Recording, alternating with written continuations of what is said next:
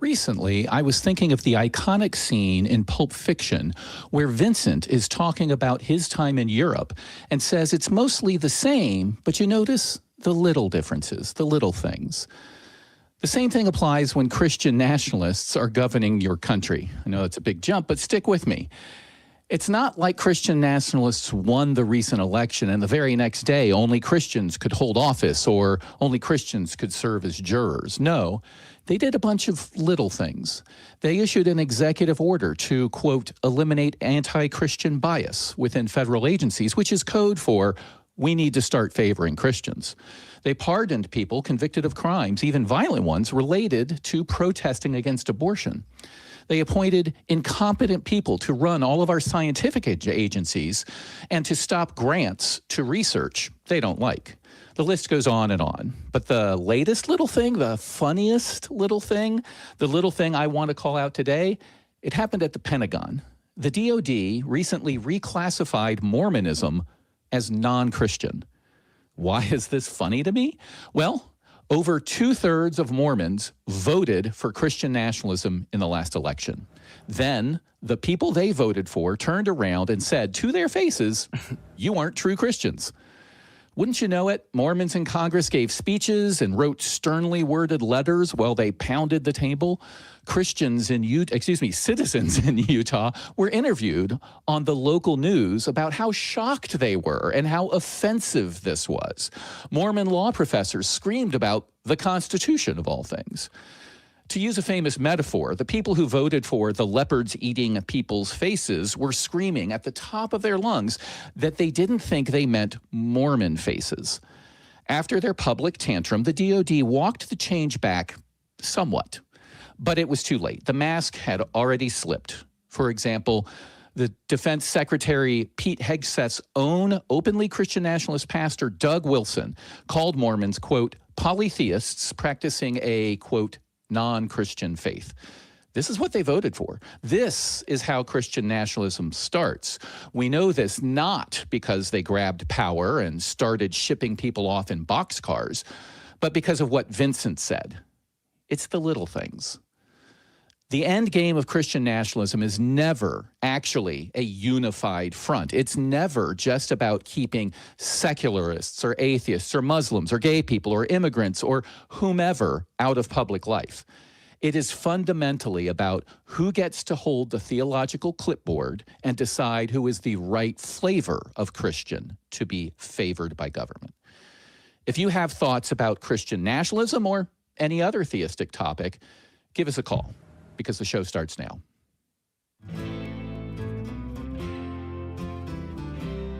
Welcome, welcome, welcome, everybody. Today, June 14th, 2026, and we want to welcome you all to the Atheist Experience. Thank you for joining us. I'm your host, the Cross Examiner, and with me, big drum roll, JMike. Oh. How you doing, buddy? Ooh, I did not. I don't even want to be here. I didn't actually get a drum roll. So No? like, No drum roll. You're supposed to, no, that's all good.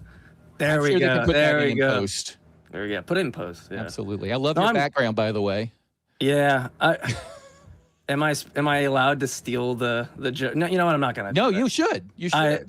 It makes me think you're a flat earther, but yeah. So I'm always asked, like, hey, what do you want for a background? I'm like, I think you said like flat Earth because we were talking about it. Right. And I said, well, how about, like, I don't know, cube Earth or something, like a square Earth. And Craig's like, cube, and he's like, it's six times better than the flat Earth. And I was like, okay, I like that. I wanted to shamelessly steal the joke, but I knew I couldn't deliver it like I just did. So yeah, so what you been up to, man? A lot. Actually, like, I wouldn't mention, because I don't think it's anybody's business, and I don't want to put like the vibes down. But I think it's really important to talk about mental health struggles. Absolutely. That I deal with, and me and you talked about this before the show. But I have been dealing with a little bit of anxiety and depression. So not the best, if I'm honest. But I have had conversations today with some friends, and I feel a lot better. So I'm on the highest high I can be right now. So we're looking good. But I think it's important to talk about mental health struggles, and that if anyone else is having this, like I deal with this all the time. It's always a struggle. And it's Yeah. really important to talk to people because it really got me out of a rut. Like I didn't even want to get out of my bed, you know? So, Yes. so it really does. It really does help. I would, if you're struggling with any of that, as someone who's way more in a positive mood than I was a couple hours ago, you know, it's really hard it's really hard sometimes to want to reach out to somebody. It's really hard. Like that's what I struggle with. But do it because I promise it's liberating. It really is. Absolutely. I myself was diagnosed with some mild depression back in my college days, and it sort of stuck with me. And we've had that sort of depressive mental health issue through my mother's side of the family. Yeah. And it's something to watch out for because it'll sneak up and get you, and Yep. you won't even think of it as depression when it starts. It's just like, I don't feel like doing that today. And it begins with procrastination. And yeah. it sort of sneaks into, well, I'm going to veg and just watch shows today. And then I'm not getting out of bed. And then you just feel like, I'm just shit. Self-hatred. Yeah. Self-hatred. That aspect of failure creeps in, you know, you just think the worst of yourself, but it's almost never true. Right. Like you identify these propositions that are like, oh, it's true. I'm a failure or this or that. And my buddy put it away, dude, it is the depression lying to you, you know, and it's only going to put you in that mode where you just are failing. You aren't doing anything. Yeah. Yeah. I think, Self-fulfilling sorry if I prophecy and all put that. people down on this, No. but I normally the type of person I am is to just shove that shit in the back, not mention it to anybody. It might be obvious with the way that I'm speaking in my tone. It's really hard for me to talk about it, but it's so important to do it. So No, I'm glad you brought it up. It's and we can even analyze it through the lens of this show as well, because I've had friends who have been depressed, not just sad, but like clinically depressed, and they were Christian and they turned to a Christian counselor, and what are they told to do? Well, pray on it, right? Like it's not go out and get medicated, which is 9 out of 10 times, as far as I understand it, part of the problem. You know, if you have a few too little or a few too many milligrams of some substance in your blood and it's affecting your brain, and we can fix that. We can at least help it, right? And a lot of it is learned behavior and all that. But when you go to somebody and your pastor, your Christian therapist or whatever, and their solution is pray and that's it, don't do that. Like we hear, Mike and I, yes, we're atheists, but we're humans first. And I don't care if you're Christian or Muslim or whatever.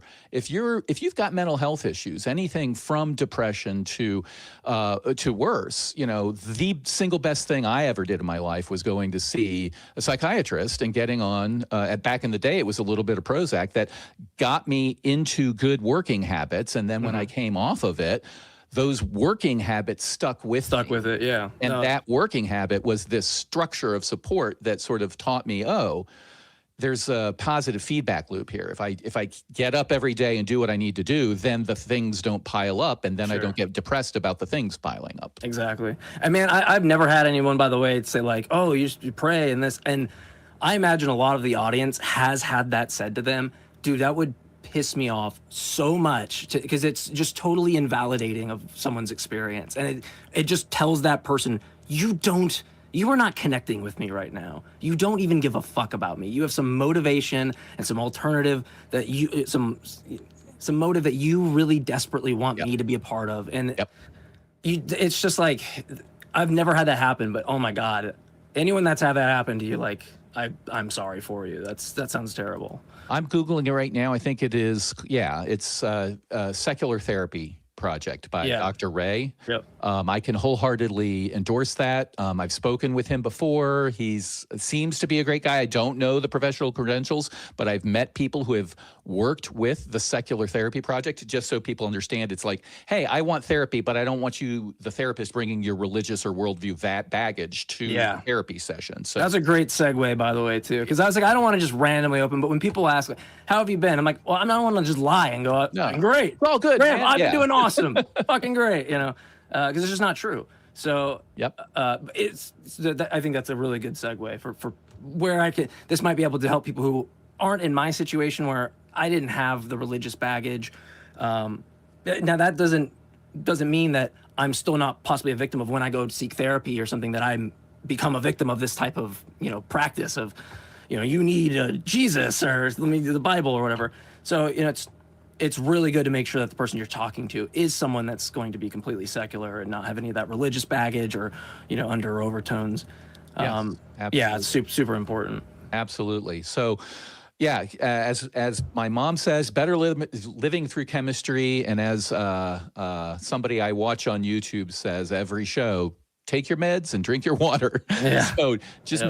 make it a part of your to the viewers, make it a part of your daily tasks, and seek help from friends. I think that what Mike said at the beginning of like just talking to people and deciding to go out and see them that's a world of good, just to get them off of your butt. Yeah. Yeah, it does help if you have a humanist friend to talk to. In my case, that was the case. And so it does really help that someone has those shared values and that that they're really dialed in on how you think about things and how they can figure out how to help you around that, not just kind of feed you stuff where you're like, you sit there and scoff and like, I don't think you really get this, what I'm going through. Yeah, they don't come in with an agenda. They're not trying to reframe your problem as an opportunity for them to save somebody. Precisely. Yeah. With all that, now I won't bore anybody with my depression issues, but no. I'm sure everybody, I've not met anybody that has seen you on our shows and not thought you were an awesome guy. So I'm sure everybody's cheering for you and happy for you. And, give us a call anytime you want if you just want to hang as well. I know I'm not in the same state, but always glad to talk to you. And I'm sure our audience feels the same. So I appreciate it. Yeah, even Jesus gets sad sometimes. Even Jesus does get sad sometimes. Or on angry the cross, he angry was like, "Hey, dude, tables and Father, you've forsaken me." I mean, he cried in the garden to himself, and no one was there to write it down. By the way, which is that's really true. weird. Yeah. So I'm it was revealed. I'm with the King of Kings right now. That's right. That's right. Well, the Atheist Experience is a product of the Atheist Community of Austin, a 501c3 nonprofit organization dedicated to the promotion of atheism, critical thinking, secular humanism, and the separation of religion and government. This means that you can give us a tax-free donation. I shouldn't say us. The ACA, we don't see a dime. Everybody here is volunteers. As many dollars as you want, in fact. And know that not only is it going to be going to a good cause, but it also helps you too. We are triple streaming tonight. I don't know if you've heard about this, JMike. We are on YouTube, we're on TikTok, and we're on YouTube mobile. So if you guys are watching us on TikTok tonight, we have the ability to bring you up and talk to us as well. So just request to join, and we'll bring you up on the stage when it's your turn in line. But please make sure that you're over 18, or I should say 18 or over, before doing so. We have a lot of calls lined up. Should we get to one? Yeah, I'm 100. Yeah. Sorry for the delay. I'm on a 5-second mental delay. You have to bear with me. That's fair. Yeah, Might prevent some I have random utterances. I have I bought a new monitor, and now it's like my eyes don't know what to do anymore because I was just stuck looking here, and I'm like trying to. I should have done this ahead of time. Very unprofessional. But now I got my screens all set up. No, it's good. For people who stuff. watch from home, we can give them a peek behind. Like we're all at our homes or wherever on our own monitors. So I've got my show notes here. I've got the camera feed here. I've got the stuff down here that tells me who the callers are. So if you see us looking around, that's what's going on. It's a lot to keep track of and try to listen and pay attention when people call. So why don't we jump on a call here? We've got Levi from Louisiana. And the note here I have from Levi is, why shouldn't Levi, why shouldn't I believe that the universe was created by a higher power? So why don't we first check in with Levi? How are you doing? And is that, in fact, what you'd like to talk about tonight, Levi? Yeah, so I guess I've had my faith shaken up a bit recently. And yeah, I think I would like to hear an atheist standpoint on some good reasoning for why not believing in a higher power is a better way to live my life, or, whatever. Okay. Can you hear me fine? Yeah, Absolutely. we can hear Absolutely. you fine. Why don't we start off Okay. with a broader category than just why shouldn't I believe in any particular God? Why don't we start off with a broader category where I think you'll agree with us generally, and then we can then refocus on the God claim. So, do you believe? Let me ask you this. Do you think it is true that people should try to believe as many true things and as few false things as possible? Is that a good way to go through your life? If I had to say yes or no, I think I couldn't really choose. I would say that sometimes believing in things that aren't necessarily true might be good for somebody. Okay, why don't you give us a few examples? Because I can think of some, but I'm not sure what you're thinking of. Yeah. Okay, well, I guess I could believe that having a more positive outlook on a situation that would truthfully turn out negative could potentially benefit the person who believes that. Or before you go on from that, I want to clarify Okay, what you yeah. said, because you said I might believe that having a positive outlook would be beneficial. Is what you're saying there saying if I believe a false thing that makes me think that I will have a positive outcome, that just that false belief that things will be okay, that could be beneficial, more beneficial than harmful? Is that what you're saying? Yeah, like in a situation where, and the end result would be negative, having a positive outlook throughout that situation could be beneficial to that person. So your assumption there is, I'll say the only way or the It's all main way to have a hypothetical stuff. positive outlook is to believe something that's not true, that it's not possible to have the same positive outlook by believing reality. Let's say I'm diagnosed with cancer. So it's better to assume I'm not diagnosed with cancer and just act like cancer doesn't exist than it is to deal with the cancer. In that particular situation, I would say that what I'm trying to describe is believing that you'll recover from the cancer, even if ultimately you don't, could result in a better situation. Yeah, but I mean, that's a scenario where the future is open, and Right. so it's like it's not like there's a Right. proposition So that's false yet, it's a or true yet, hypothetical. right? So it's a little. So we're talking about. I'm talking But in the, about the end yeah, no, hold on, real quick though. But the hypothetical can't, like, I don't, because I might be sympathetic to like these open future examples. I don't know. I mean, like, sure, it might be better for me to instill some confidence about me beating some type of illness. But the future's open, at least as far as I can see. Like, I don't know the outcome, and so there's not a scenario where I'm like believing something that's true when it's not true, because there's no value for that proposition being true or false yet, right? We don't know. We have no idea. So if we're going to use an example, I think it'd be better to use one where it's like, no, this is actually in fact true and you believe the opposite, or this is in fact false and you believe the opposite, and it's beneficial for this reason or something. And I would go further and make the argument that even in the case of this cancer diagnosis thing, believing that you will recover is not necessarily the best way to go about things.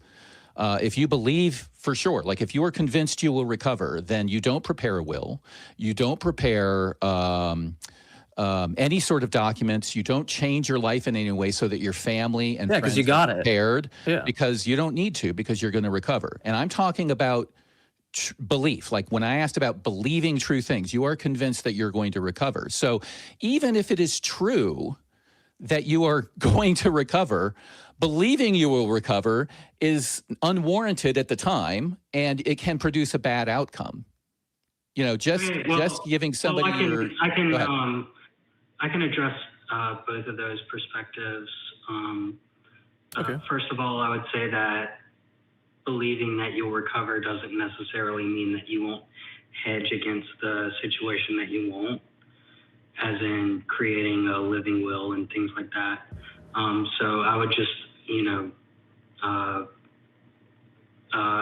but if we're talking about believing in something that is demonstrably false, then I'm not sure I would say that, yes, that is a good thing. Well, I'm not even talking about things that are demonstrably false. I'm talking about believing things that are not supported by evidence, right? I'm talking about, I am convinced there's a giant diamond buried in my backyard, and that once I get enough equipment in here, once I can afford a digger, and I go in and I dig into my backyard deep enough, I will get a giant diamond and become the world's richest man. I'm convinced that that's true.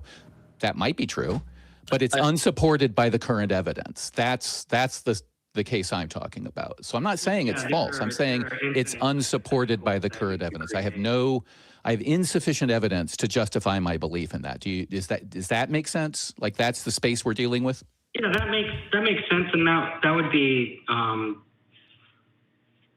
not good. I mean, but that's, I guess we're talking about different types of situations. I mean, we could. Are we? Hold on. In my analogy, the afterlife is the diamond, if you didn't pick up on it. So if I live my life preparing to dig up the diamond, and there was never a diamond, haven't I wasted a ton of resources gathering my digging equipment, surveying my yard, telling people just wait, I don't need to work very hard to get a career going. Yeah. I'm going to get my diamond here in a little bit, and then it turns out there's no diamond. Isn't that a problem? Didn't I waste a bunch of time, resources, and missed opportunities? Well, in the more literal interpretation of that example, it would be that someone believes that they'll have an afterlife where they meet their lost loved ones again. Mm-hmm. And when they die, if the truth is that there is nothing, then it's not. And they spent their life tithing. Hold on, let's talk about everything that comes with that belief. I'm saying you're convinced, let's say, that Christianity is true. So what comes with that? You're convinced you're going to see your loved ones. So the following things come with that. A lot of people end up tithing 10% of their income to their church. They spend a lot of time praying. They spend a lot of time worrying about, in a guilty sense, of all the other baggage that comes with their religious beliefs. All of these things are costs that you accrue while you are assuming with insufficient evidence that the book that tells you you're going to see your loved ones is true. What are your thoughts there, JMike? Yeah, I absolutely agree with everything you said. And to me, it just rears the ugly head of, like, gullibility. Like, do you just want, like, because in general, like, this idea of, like, I want to believe more true things, as many true things as possible, as the least amount of false things as possible. Like, if I'm believing a lot of things that are false, right, and that I still really want to believe, like, I still want to believe more true things, but I'm just, I believe this thing and not for good reason. All that's being expressed is, like, I'm a gullible person. I don't care about methodology, and con men can get me really easily. And, like, that, let me just, like, phrase it in a really easy way. Do you want, like, is it better for you to have methodologies that protect you from con men, NFT scams, crypto scams, people selling, like, Reiki camp events, like, all of this shit? There's so many grifters out there, right? Would you rather be somebody that goes on the side of no methodology in order to protect yourself from things that are true?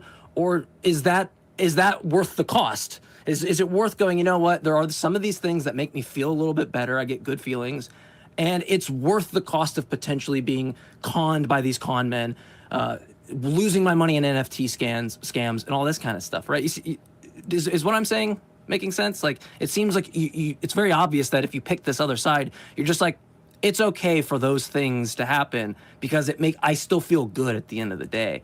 And it's like, I don't know, man, like, I'd rather not feel great internally, like, lying to myself, and just be, like, a little sadder, but knowing that I have some integrity and a backbone and I care about the truth, right? That seems like more important to me. I don't know.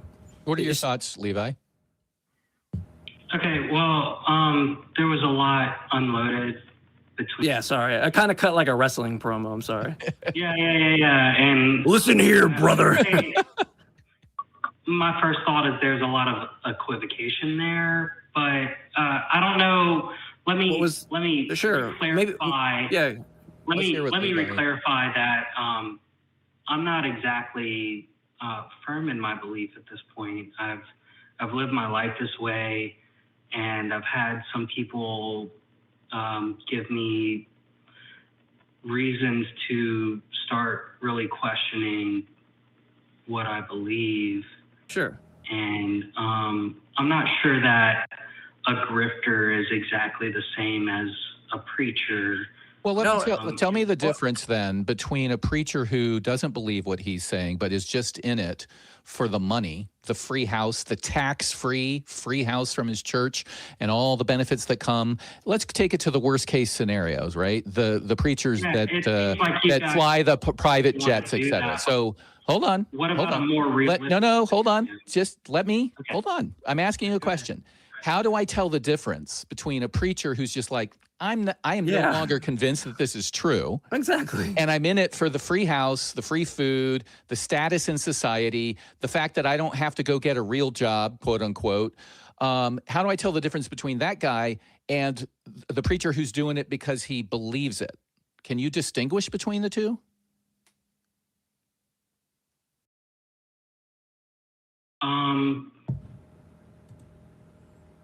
Maybe not. Okay, so the motivation of the speaker really doesn't enter into it, whether they're a con man or they're genuinely believe they've got a bridge to sell you. And you don't know that, like, that response, like, you charging me with equivocation, it felt like rude because it wasn't even close to, maybe you could identify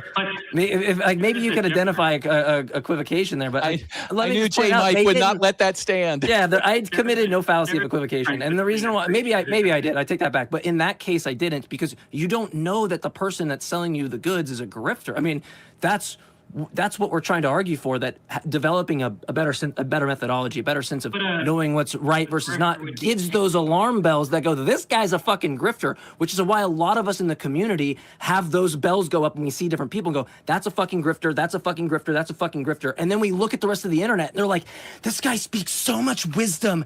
It's so good. They don't see that. They don't see that, and we do see this. We do see this guy is legitimately a grifter, legitimately a scammer. So it's weird to, like, take my example and then go, well, you know this. No, you don't. I the point is to have a methodology. I get what Levi is coming from, and I think, Levi, please continue. I think I hear you trying to sort of change the tack that you're taking.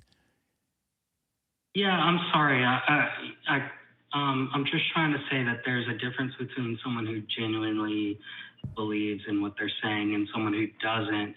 But not to you. But exactly. Do you acknowledge our point that the person's knowledge, confidence level, motivations are irrelevant to what you adjudicate to be sufficient evidence? Exactly. If I have an alarm bell that goes off for grifters, hold on. Okay. If I have an alarm bell that goes off for grifters, I also have an alarm bell that goes off for people who just don't know what the fuck they're talking about. I have an alarm bell for YouTube influencers who are just trying to get views and have no idea. Like they may be convinced that their latest trend of rubbing aluminum cans on your forehead. Professor Dave has a whole archive of these fucking people that people believe these people, like thousands, even millions of people believe these people, and he has to go out of his way to help educate and provide the tools for people to just even understand that they're being conned, right? Yeah, like, to put it into real world examples, we are in the midst of a measles outbreak in the United States, the like of which we have not seen since the disease was technically eliminated decades ago. And the reason we're in it is not necessarily because people went out there and said, "Wahaha, I don't believe that there's anything wrong with vaccines, but I'm going to make money by convincing people there are." I think some of them were like that, but some of them were fooled by people, and they generally went and presented those arguments and convinced people on insufficient evidence to not give their children the measles vaccine. To break it down to a real world example. Against more isn't religion necessarily, but grifters in general. No, I'm arguing against accepting things on insufficient evidence. That's why I said at the very beginning, let's break it down to a bigger category. The Discovery Institute. Like, I mean, come on. My position is. If I'm being dumb, I'm sorry. No. No, This you're is why not. I asked you, is it better I'm just animated. Shouldn't it be that you would want to believe as many true things and as few false things as possible? Even if some of the false things give you comfort, isn't it better to believe only that for which you have sufficient evidence? If it makes me comfortable thinking there's not a tiger in the grass outside my cave and I'm wrong, I'm going to get eaten by the tiger, right? So Yeah, I should, as a whole, my philosophy in life is try to believe as many things that are true as possible and as few things as false or possible. And I was a little surprised to hear you say, I don't necessarily agree with that. And I just want to explore that. And my first category of exploring that is, shouldn't you have sufficient evidence before you accept a claim? It doesn't go to the motivation of the person making the claim. I don't care whether the pastor truly believes there's an afterlife or if he's just in it for the money. Irrelevant. My point is, you should assess the claim. Relevant. But what? I think that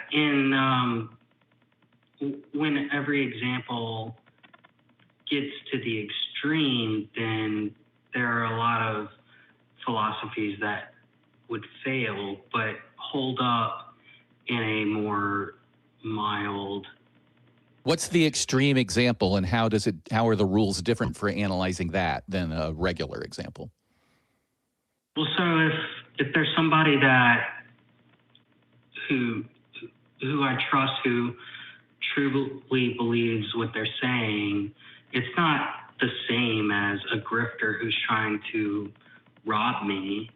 I don't think you've ever seen a good grifter, because you're coming in it with the assumption that you will know that your trust is earned and that you have the same level of evidence and analysis of a grifter. And again, the grifter part is just an example. But as I said, after the grifter part, it could be a genuine believer who's wrong. Your sincere friend that you've known for 20 years could just be wrong. How can we tell if your sincere friend is wrong about the claims they're asserting? Do we have any sort of method we've developed to determine whether or not your friend is right? Can you stop talking and listen to the question? I couldn't hear you because you're cutting them off. Yeah, you're talking while I'm asking a question. What method do we have to determine whether your sincerely believing friend is right or wrong about whatever claim they're asserting?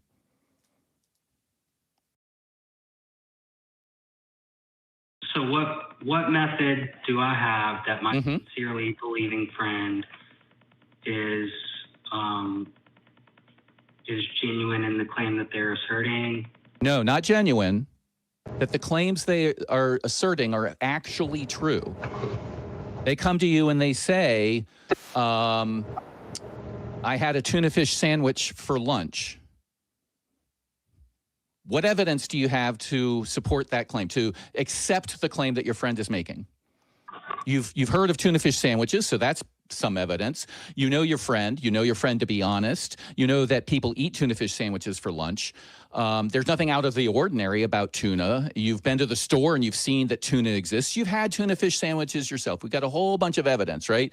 And you've got the reputation of your friend and the history of your friend and all of that stuff. And the consequences of believing your friend are minuscule. If your friend's pulling one over on you, not telling you the truth, who cares? What's the consequence, right? So it's probably sufficient evidence to believe your friend's claim that they had a tuna fish sandwich for lunch, right? Sure. What if they told you they had a tuna fish sandwich on a UFO?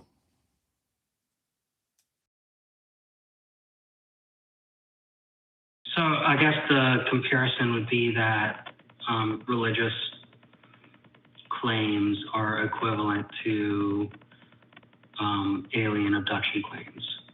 No. I'm asking you a question, a genuine question. I'm asking you a question. What would the analysis you would go through if your friend said that? I'm not talking about religion here. Yeah, but I wanted to talk about religion. I know, and we'll get there, but I need to build the house brick by brick. So this brick is dealing with your assertion that you just know better because it's your friend. Okay? You trust your friend more than the con man. So I'm taking the con man out of it, and I'm saying, okay, he said he had a tuna fish sandwich. We've got a lot of evidence and no reason to disbelieve him, and it's a mundane claim. Now he says, oh, by the way, I ate it while I was on a spaceship. what sort of analysis should go through your head? That's all I'm asking. What analysis would you use? I guess I would ask for more specifics about the situation that put him on the UFO. Sure. Yeah, so I would be seeking evidence. Okay, and you recognize in your head that you've never seen an alien spaceship, right? Right, yes. And it's never seemed to have been accurately reported or conclusively reported that we've seen alien spaceships on Earth, even though there's some rumors. But the evidence for alien spaceships existing is much less than the evidence for tuna fish sandwiches existing. Would you agree with that? Yeah. Okay. So there's an analysis going on to say, well, oh, and the claim that I ate a tuna fish sandwich is a mundane claim, whereas the claim that I ate it on an alien spaceship is an extraordinary claim. Would you agree with that? I guess I would have to understand the difference between extraordinary and mundane, but yes. So mundane would be everyday, normal, not surprising, where extraordinary is extraordinary. It's like not ordinary. It's like a super unusual, very weird. It has a lot of like consequences if it's actually true, right? It's something we've never seen before, maybe. So comparing between the two, tuna fish sandwich versus alien spaceship, tuna fish sandwich is boring, and alien spaceship is like worldview breaking for everybody on the planet. Yeah, well, if I could say that, obviously the UFO spaceship in this situation would be the claim of religion or God or the. I promise you, I'm not talking about that. I'm literally just talking about the spaceship. But I honestly, I'm just talking about the spaceship right now. I want us to agree with the methodology before we even turn and look at religion. I just want to understand the methodology. If somebody comes to me, let's say I'm Steve Jobs. You know who Steve Jobs was? Yeah, I know who Steve Jobs. Do you remember how he died? Cancer. Right, but why did he die of a treatable form of cancer? I don't know. Because he became convinced through people around him that some alternative medicine would be a better treatment early on than actual scientifically proven medicine.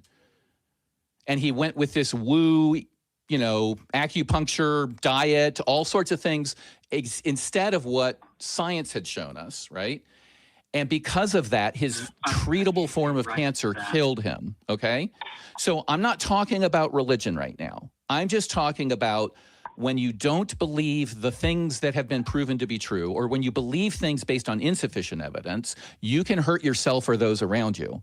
And in my example with the spaceship, I'm just trying to get you to acknowledge that there is a difference between claiming that you ate a tuna fish sandwich and the claiming that you ate a tuna fish sandwich on the spaceship. And I think you demonstrated that because you were like fine with the tuna fish, but as soon as the alien spaceship was brought up, you had a bunch of questions, you got very cautious. I don't know if you were looking for me to trap you. I'm not trying to do that. I'm literally talking about the spaceship, but it demonstrates that there's a difference between those two claims, doesn't it? I'm just saying that can we move on from the example and talk about... I noticed every time I ask you these questions, instead of answering them, you say, what about? Or you say something else. Okay. I'm just trying to, in order for this conversation to work, I have to see whether or not we agree on the building blocks. So do you agree that the building block is... I'm taking con men concept out of the conversation. I'm just looking at claims, and I'm trying to differentiate between claims that are mundane and have no consequence to them being true or false, and claims that are extraordinary and have a severe consequence to them being true or false. For example, Steve Jobs, this diet and Eastern medicine or whatever it was he did can cure cancer better than all of the experiments we've run on it was an extraordinary claim. He chose to believe it, or he became convinced of its truth, and that contributed to his early death. That's just a famous example. Truth, face value. I'll take that as truth. Sure. Yes, absolutely. And I want to make sure that you understand. I'm not here to try and win any kind of argument. I'm just kind of curious. Mm-hmm. And I have, like I've said, I have questions about my own beliefs and stuff like that. Mm-hmm. But it doesn't mean I'm not going to question the premises that you bring up. Absolutely. No, I encourage that. I just, when you ask a question, I'm going to try to answer it. When I ask a question, I appreciate if you try to answer it. That's all I'm saying. So yeah, sure. I'm sorry if I'm not answering questions. It just feels like I'm not getting a lot of time to sort of explain my thought process during the answering process. It seems like there's a lot of pushback as soon as I don't immediately accept the premise as it is. Well, that's because to clarify, that's because I thought this would be Hold on, just real quick. Okay. That's because I thought it would be about a 20-second setup to the conversation. I thought the setup would be, we all agree that we should only believe things when we have sufficient evidence, and it's better to believe true things than false things. And the tuna fish example would be much easier to believe than the spaceship example. That was about a 20-second. I was expecting, yep, agree. Okay, now let's talk about religion. So just so you understand, that's all I was trying to do, was to set that up. And you, I think, I get the sense, were hesitant to agree with any of that for fear of a trap or anything like that. So why don't I start over and turn it over to you? Why don't I turn it over to you and say, okay, given all of that, what are your concerns about applying that logic to religious claims? Okay, well, I would say that claims about alien spaceships aren't exactly equivalent to claims about religion, and that religion has centuries-long dedicated theologists and philosophers who establish belief systems and things like that, whereas modern UFO claims aren't based in any sort of long-term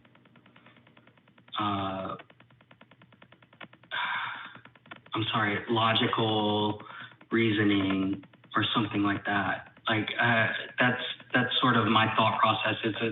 It's not exactly equivalent. I guess it serves as a good example. I'm not arguing against that. It's just there's a lot of difference, and the differences are subtle, but they're worth addressing. So I agree they aren't literally the same thing, but here's the problem I have with what you just pointed out. I think you're making one of two logical fallacies. One is argumentum ad popularum. Something is true because a lot of people have believed in it. Or putting a twist on it, it's not necessarily true, but it is categorically different than the spaceship claim or the diamond in my backyard claim or this woo treatment will cure your cancer claim. It's different because of the number of people who have believed it. Or another fallacy that's related, it's different because it's been around for a long time, right? One of those two seem to be the argument that you're making. Can you explore that for me? Yeah, I would say that I'm trying to say that religion is more akin to philosophical beliefs than to beliefs in UFOs. So sort of the various philosophies like humanitarianism or utilitarianism and things like that are argued in much the same way as various religious beliefs are. But we're not dealing with humanitarianism and utilitarianism. We're dealing with a branch of philosophy called epistemology. Yeah, and So I we're not agree. dealing All with of this either, is so. all of this is a philosophical argument, but it's within this branch called epistemology, i.e., what actually exists and how can you tell it exists? So yes, this is all philosophical, but the fact is, the claim is there is a God and there is a afterlife, and it's not some like let's stare at our belly buttons and say it would be of utility should the afterlife exist. No, that's not what's being preached in the streets. That's not why people are voting for Christian nationalism. That's not all of this stuff. It is there is actually a God and he wants me to do this, and he'll be mad if I don't do this. It's an argument about actual existence. So am I wrong about that? Toward Christianity, I guess. I didn't hear your answer because you were talking when I was. Could you please start again, because you were talking when I was asking the question. So my question was, this is all epistemology. This is all how do we know what actually exists and can we prove it? And so what am I wrong about that is my question to you. I'm not sure, because I was going to ask, could we get to more concrete, realistic examples rather than hypotheticals? So I don't know a more concrete example than there is a God and there is an afterlife and there is a hell and you're going to go to one of them. Isn't that the most important question in all of this? Well, I'm a universalist. Well, let's start there. Yeah. What do you believe and why? Okay. Yeah, sure. I believe that everyone will be joined together in heaven after we're gone. Why do you believe that? And I think the answer to why would be mostly because I was raised with that tradition and that the community around me supports that tradition. And if you're looking for, logical sort of concrete evidence for that, I absolutely would say that I cannot provide that. Does that bother you? Well, no, because whenever I try and ask questions and say that, I'm questioning this belief, I'm not met with any sort of real world evidence. I'm met with conversations about UFOs. No, I'm asking, does it bother you that you don't have any evidence to support your firmly held belief? Well, I said no. Okay. I don't see what that has to do with UFOs, but so you're not bothered that you believe something without sufficient evidence? Yes. Okay. I think that's true of a lot of people.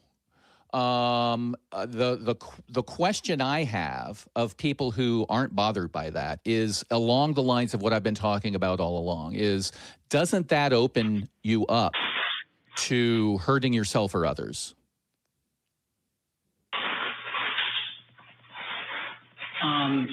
In what kind of way? Like we've talked about grifters, sure, but there's a difference in believing one thing and believing another. And just because I believe that a God exists doesn't mean I'm automatically subject to grifters of all sorts.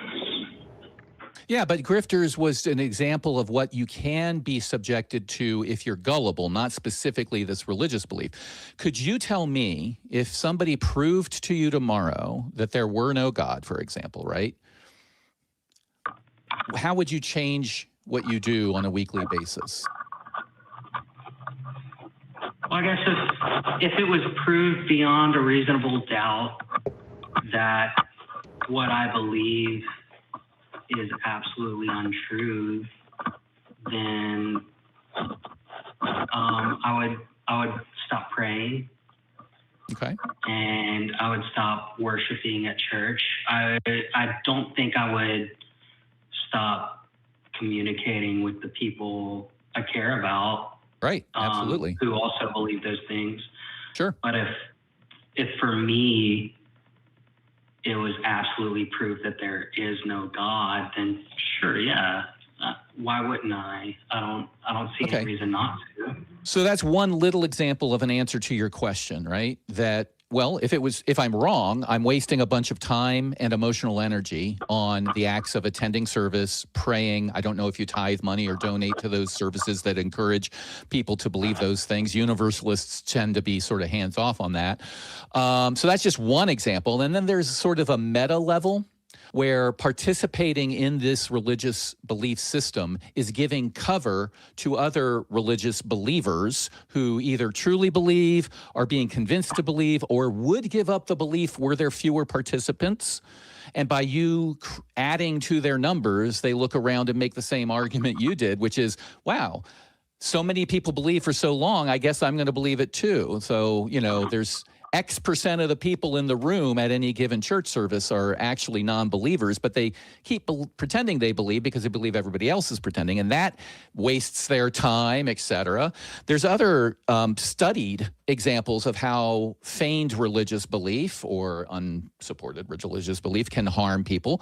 I'm sure you've experienced in your life various people who say things like, oh man, the devil's really on my ass today, or, you know, I feel so blessed for the glory of God that we got this victory, or whatever. Using religious terminology has been shown to give cover to people with mental illnesses, because some people in those circles will say, the devil's really on me today, and they're seeing a literal devil, and they don't get mental help because they frame their mental illness in this structure of these religious beliefs, which hold this special place in society to be not subjected to the same level of scrutiny as the other beliefs, right? This is the tuna fish versus the spaceship thing. So there are a lot of costs. Some of them are external to you, but there are a lot of costs for somebody to be wrong about such an important question. For you specifically, it would be all of this wasted time. Think of all the hours you've spent in church, praying and or worrying about this question, and how much it would be you would have saved had you not had to go through it. There's so much that you're saying. Well, you asked what the cost would be, or I wanted to point out what the cost would be. So those are some of the examples of how believing something incorrectly, when there's no fraud involved, there's no con man, but how something could cost you, right?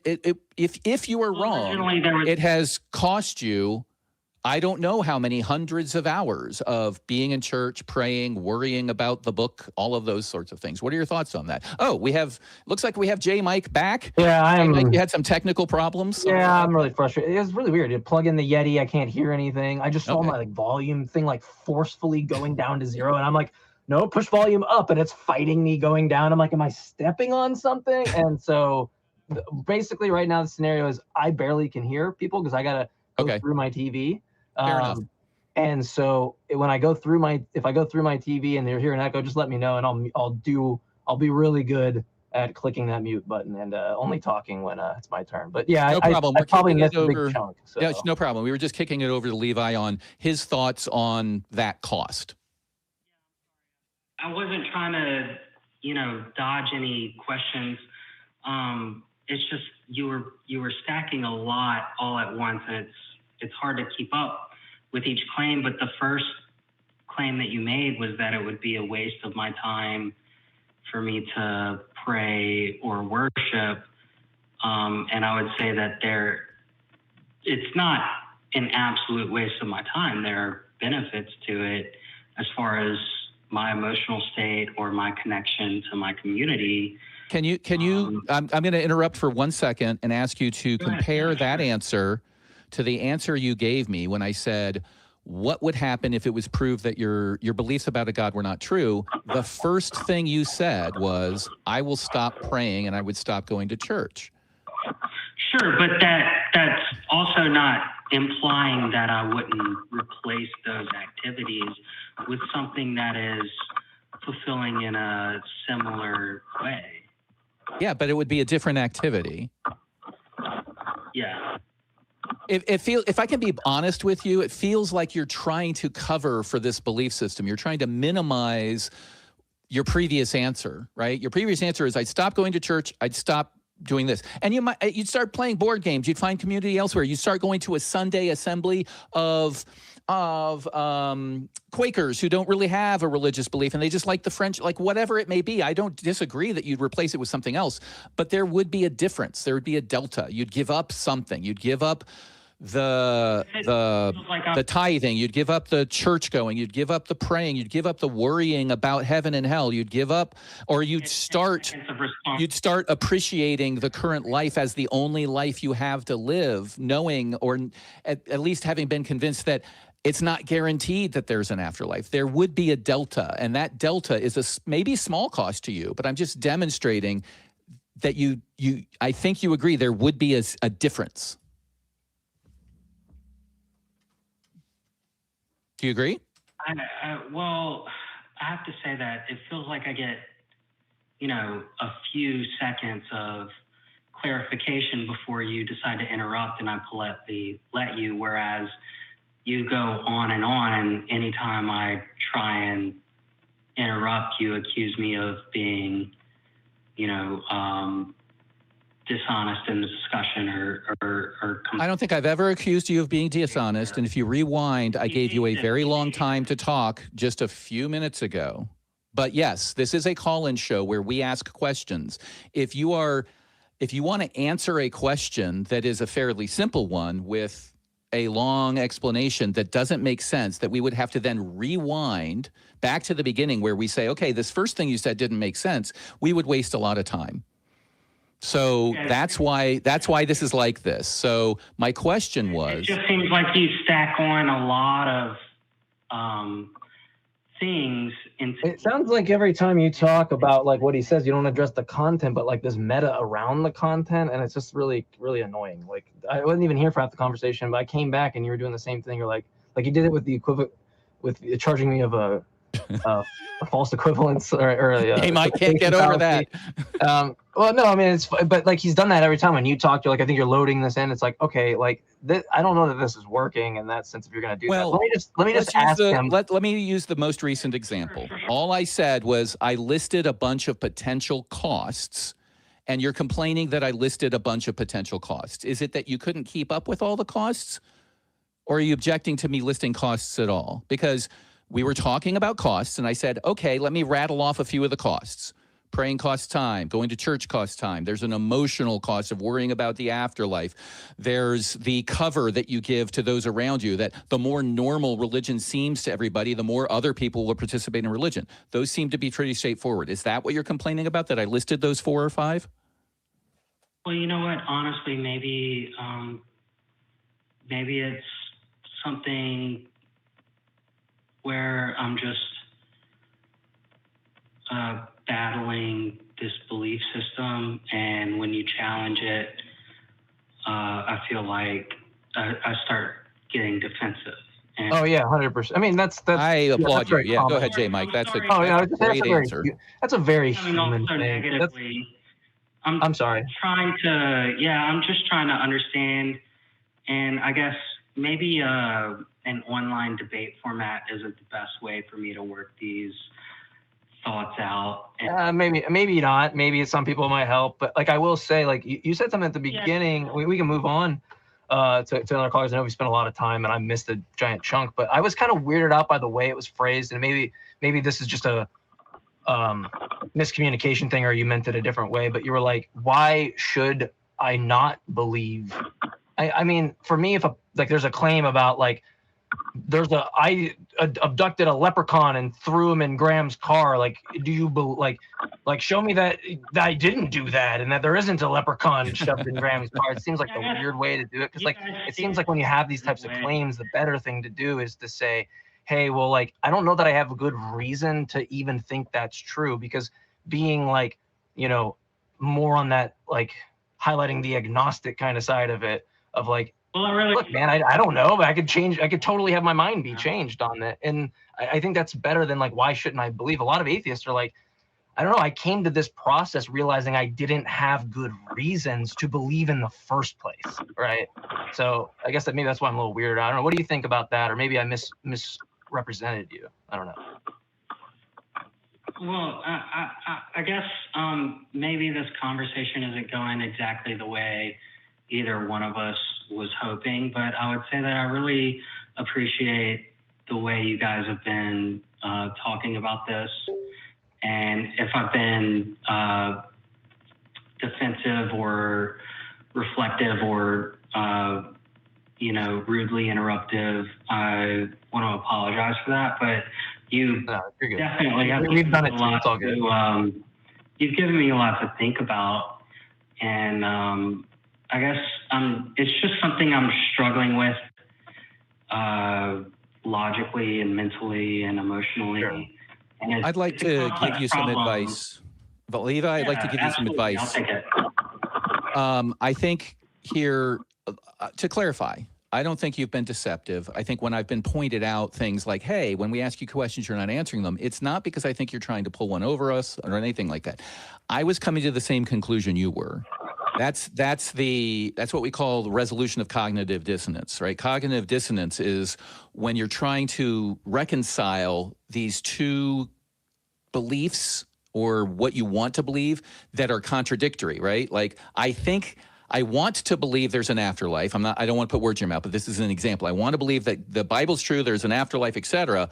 But my experience and these arguments I'm hearing and all the people I've talked to in my life, it seemed to indicate that I shouldn't believe that.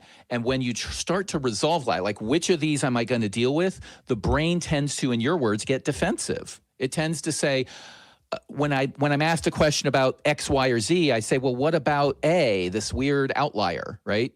So I agree with you. I think your self-analysis is good, that the brain itself is a very tricky thing. And the other piece of advice I have is I think I've observed in my life, and people have written about this, that people tend to reserve a certain special place in their minds for their very firmly held beliefs like religion. And they don't apply the same rules of logic and evidence that they would apply to any other aspect of their life.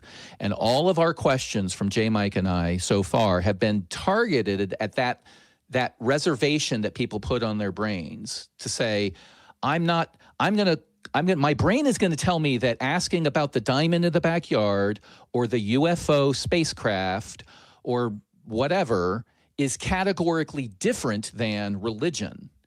When I think I pointed out, it's not. It's just epistemology. It's just somebody's claiming something is true and you're accepting it, but you're not applying the same rules you would to the UFO, the diamond, the cancer treatments, all these other things that are more real world where we have an answer. So I'm not arguing that you shouldn't believe these things because they're false.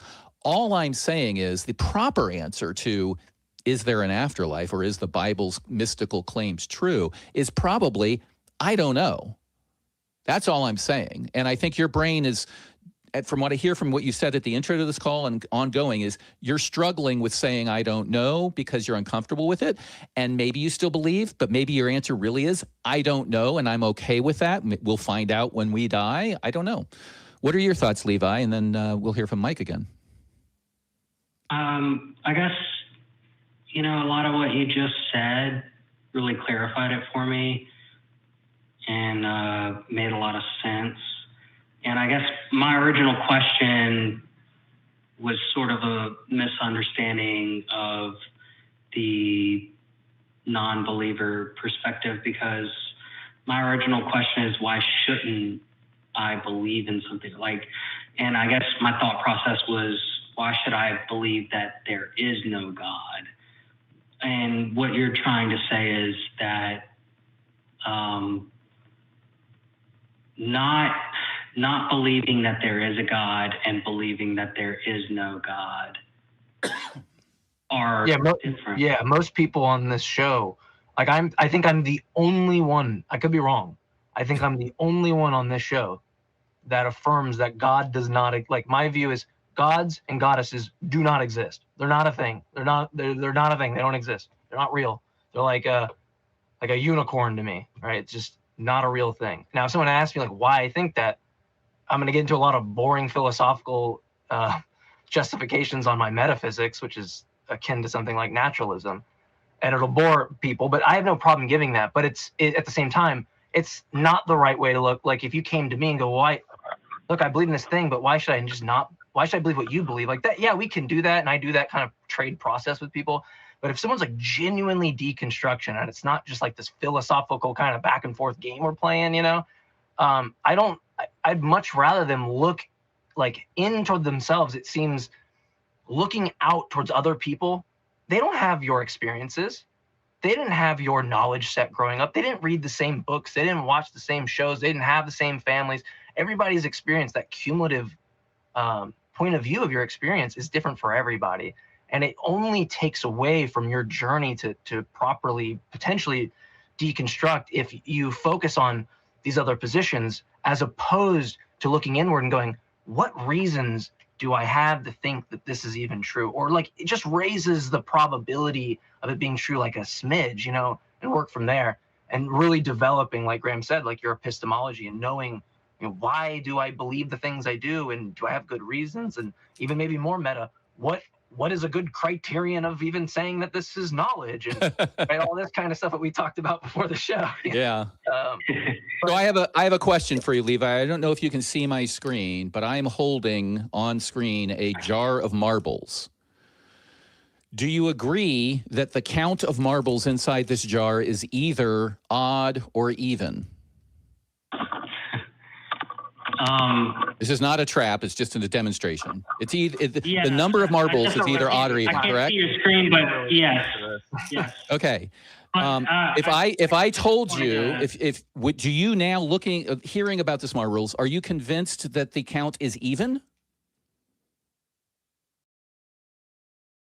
If you told me that they were. No, I'm just saying I have this jar. Are you just knowing that there's a jar of marbles? Are you convinced that the number of marbles in the jar is even? No. Okay, so it must be odd then, right? No. Right. How many is it odd or even? The proper answer is, I don't know. I don't know. All right. So that's what we're saying. I'm not saying that the marbles are even, the marbles are odd. I've actually never counted the marbles in this jar. And Graham, let me add to that. Like, imagine like I was the person that was like, we're doing this example, and I tell Craig, sorry, you're not Greg. Greg is my other friend.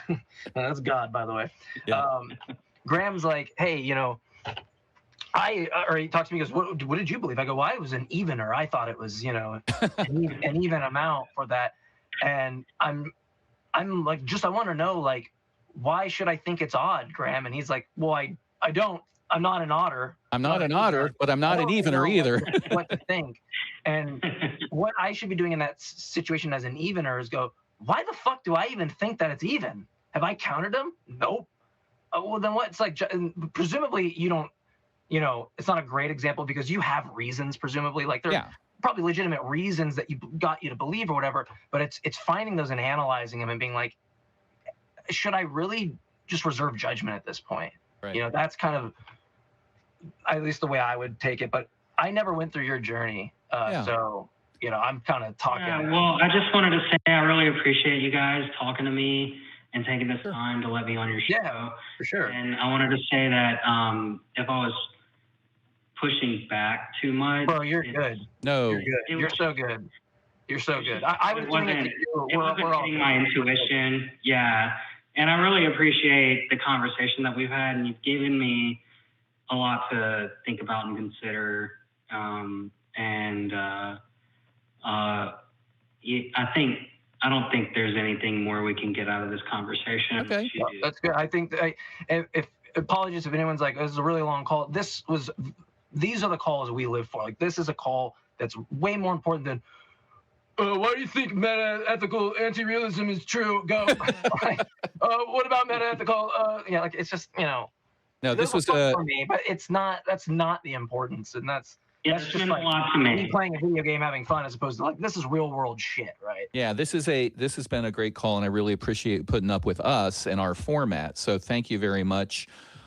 Please call back if you want to continue the conversation, or if you have, you know, some answers to the opposite question of, what we always ask is, as you may mention, when we got to the middle where we got to your universalism, I said, okay, well, what do you believe and why? The why is much more important. And we've been talking about the whys and the methods that we use to come up with what we actually believe in the world. And my only point is that those methods should be consistent. You shouldn't reserve a special part of your heart or brain or whatever for a belief system that you hold sacred just because it's sacred. It should be able to, if it's true, that should be able to stick up and have the same level of analysis as opening the jar and counting the marbles. So keep up that journey. Please feel free to call back. I really appreciate your call. I'll go ahead and drop you out, and we'll get on to other callers. We've got a lot of them. What a good caller, JMike. I'm sorry you weren't there the whole time, but I'm glad you got back on. Yeah, I mean, I don't know how this audio thing's working out for people, so I will get Kelly in here, for a call and stuff. Just, I'm sure this is like the producer's fucking nightmare right now, dealing with this and all that. And I mean, I have no problems giving my seat up for Kelly, so I'll probably end up doing that at some point just to make this easier for people.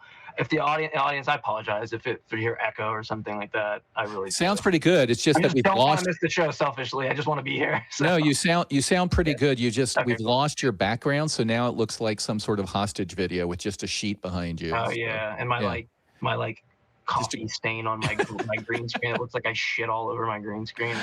All right, let's do some announcements, and then we'll jump back on to our next caller.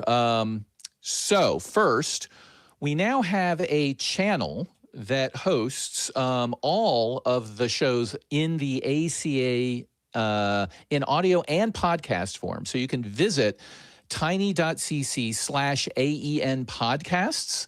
And there you can listen to all the latest shows from the Atheist Experience, Talk Heathen, Truth Wanted, Nonprofits, and others, all on one channel. That's great news. We do also have another way to support us by sending us super chats. If you send us super chats now in your chat on YouTube, we will read as many as we can on the air. So please do participate in that. Also, if you want to go beyond just commenting and want to actually take some actions that might help, you can work with our community. ACA wants you to know what's going on and help out if you want. So go over to www.atheist-community.org, where you can learn about this organization, its policies, and how you can get involved. And we always are looking for people to help. Along those lines, talking about people who help, people who put up with me and JMike, we want to send a very big thank you to the crew who put this show together, along with all the other shows that happen every week. We've got video operators, audio operators, note takers, call screeners, chat modifiers. There are the handsome devils on your screen now. And do we have any pets? Usually we have a pet or two. I can't tell. Thank you all very much for doing this. Scrambling to get fix my problems while the whole show's going on. They deal with me and JMike and all the other hosts who really just have to show up and have a conversation. The real work is getting the show on the air. I was in there with Greg, and I was like, I don't know what to do, man. I was like, I'm lost right now. He's like, we're gonna do this, got this, get this, check that. I'm like, all right, cool. So Greg is I was sitting there like just baffled, like I don't know what even happened. He's a wizard. He is. Yeah. He truly is. We figured it out. I was like, hey, let's test this audio thing. It works. All right, let's go. And to emphasize to everybody, this is a volunteer organization. I think they have maybe 3 people who earn somewhat of a salary on this. So getting this show on the air every week, along with all the others, is quite astounding. Having been behind the scenes now for a couple of years, I've seen a few close calls where they run into some sort of problem minutes before we're supposed to go live. And it seems like, I don't know if you've ever seen Shakespeare in Love, the movie, where they are always trying to put on a show back in Shakespeare's time.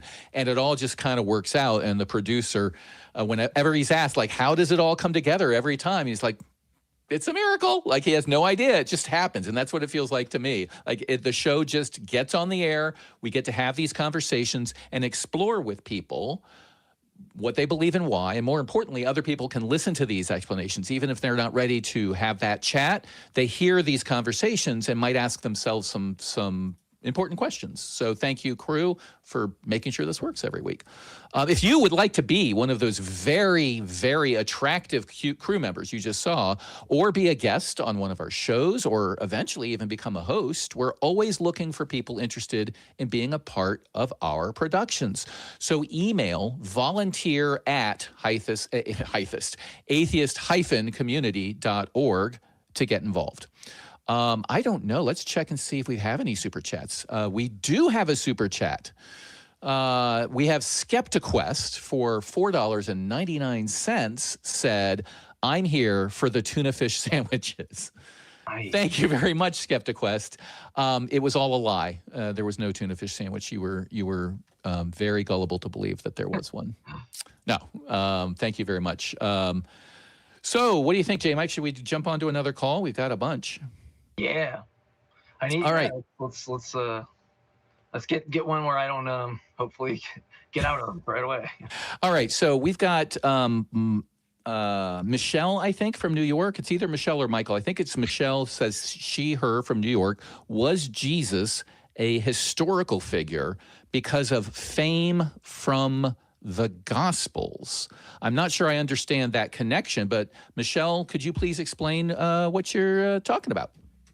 Yeah, hey, the Cross Examiner, and hey, JMike. Lovely to be able to talk to you finally. So I can't wait to see how JMike is totally going to destroy me. I mean, yeah, he's good at that. I don't know, but yeah, what I meant by the veracity of Jesus, the historicity of Jesus, was Jesus a historical figure based on the fame he garnered from the Gospels and all the extra canonical works, and was he possible? Did that prove any of his historicity rather than him just being a myth? And does it possibly shed, and does his fame possibly shed any light on him being a godlike figure? Is King Arthur or Robin Hood a historical figure because of their popularity of their tales? Well, I think it's well known. Like most scholars, there's a lot of scholars. I'll answer that by saying a lot of scholars. To me, it seems that it's a mix with the Jesus view. Some scholars say he was a mythical figure. Some say he was historical. I don't know of any scholars that actually think that King Arthur was historical. I think everyone seems to just kind of take it on fact that it was all a fictional story. So they're not a historical figure because of the popularity of their stories then. Yeah. Is that what you're saying? That's the point Graham's trying to get you to recognize. Right. The popularity of those stories does not establish that they are historical figures, is what you're saying. Can I okay. say there may have been a figure in history that was a king named Arthur or Uther Pendragon, but his story, I mean, was there a magical sword? Was there a magical lady of the lake that gave him a sword in Avalon? I very much doubt that. But so I'm gonna redirect back to the original question. If you agree that King Arthur's tales and Robin Hood's tales are popular, but that popularity doesn't mean that they are true, doesn't that same logic apply to the historical figure of Jesus in the Bible?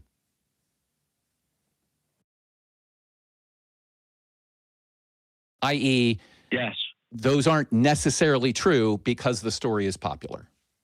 And I'm hearing you say yes. Okay. I don't have any other questions. How about you, Mike?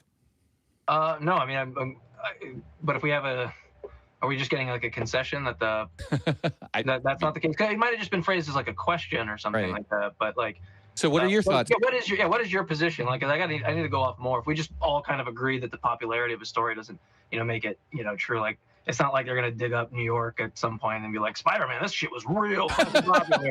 Like Tobey Maguire, the real dude, but no. But if they did, that would be interesting evidence. That would be cool, yeah. Yeah.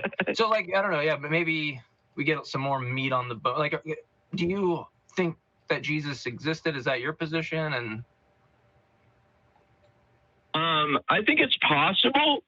And one of the reasons I think it's more than possible is because I think, especially in the extra-canonical stuff, like the extra-canonical Gospels, I think it was the Gospel of Thomas or the Gospel of Light, where, and it's my opinion that there was more than one itinerant preacher going around saying his name was Joshua, more than one rabbi, as some scholars believe, going around saying they were Jesus or Joshua or Yeshua. But I think one of the scriptures that most astounded me was when Jesus said in the Gospel of Light or the Gospel of Thomas, I surely tell you, the end shall not come until a man can become a woman and a woman can become a man. Now, obviously, what relevance does that have to whether or not Jesus was a historical figure, and more importantly, did any of the supernatural things that are claimed in the Bible? Yeah, and I don't know, this feels like trolly because, like, I mean, what you just like pulled out, because like from what I understand about the Gospel of Thomas, it's just like sayings from Jesus. Am I right? Right? Like you have like anyone that thinks that the fish will, or the kingdom of God will be in the seas, the fish shall go before them. And anyone that thinks that the kingdom will be in the skies, the birds shall go before them. Trying to argue with early Christians that thought there was a literal apocalyptic judgment, the kingdom of God on earth, and they're arguing with that. Right. But like from my understanding of the Gospel of Thomas, so that it's like these are sayings that Christians don't accept. You're just saying like it could be because there's this funny here or something. That's what it sounds like you're saying. Like there's this funny, like man becoming a woman, woman becoming a man. Is this like a trans joke? What I mean by that is obviously, you know, the Jesus that said that was not making some like future astoundment or future assessment about sex change operations. Okay, all right, no, I'm just dropping this call. Yeah, I don't.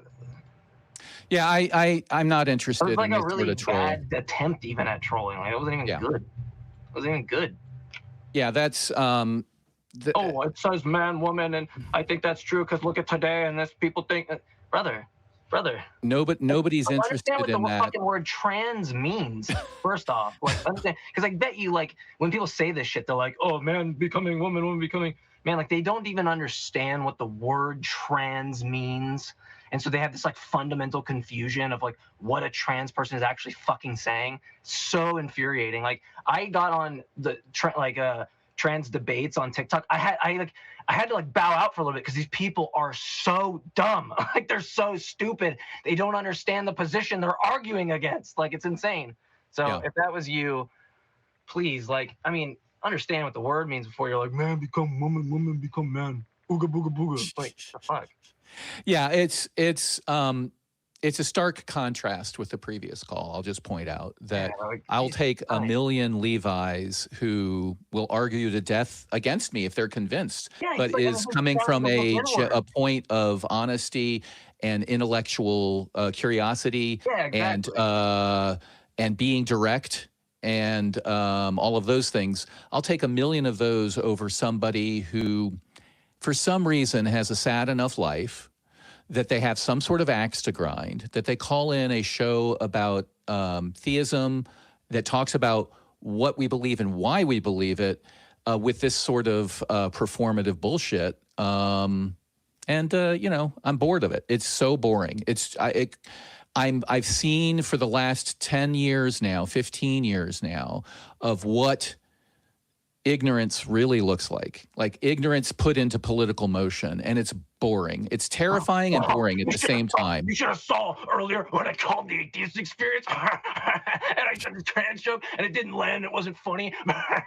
Like I really don't even. What do you do after that? Is that what you do? You call people and you do that? Like I don't know. It's sad. It really is. I do feel sorry for the caller because their life could be so much richer. I don't think people understand how rich life is when you start to honestly examine epistemology and facts and science. The world and the universe are stunningly, amazingly complex, and there's so much out there to learn, from the social sciences to my area of law to your area of philosophy to hard sciences like astronomy or geology. There's so much out there. And a lot of these people who haven't the first clue about this stuff, it's Dunning-Kruger to some degree, that they think they know better than everybody else, when there's just so much hard science out there that we've put on the table to establish how to treat each other better in all aspects of life, not just for trans people, that you really sound like a very sad person when you call in and do this. And all I can do is pity you. We have better calls to take. Shall we move on to the next one? All right. Yeah. I'm in this weird position because I was like, I wanted to do a call. Like, that wasn't a fucking real call. Like, and then I'm like, well, I want to, give Kelly an opportunity too. But now I feel like it's like, well, I don't want to leave yet. So. Well, you're our co-host. Yeah, we'll have Kelly up in a bit. Yeah, I just don't want to be a dick, but I kind of want to, let's take this call. I don't want to. All right. Well, why don't we talk to Marcos, him from New Zealand. Thanks for calling in from so far away. The question I see, or the note I see, is that you said, I came up with a trilemma, not a dilemma, but a trilemma, that shows either God interferes in free will or it's unfair. Thoughts? So why don't you explain it to us, Marcos? What's your observation? And we'll give you our thoughts.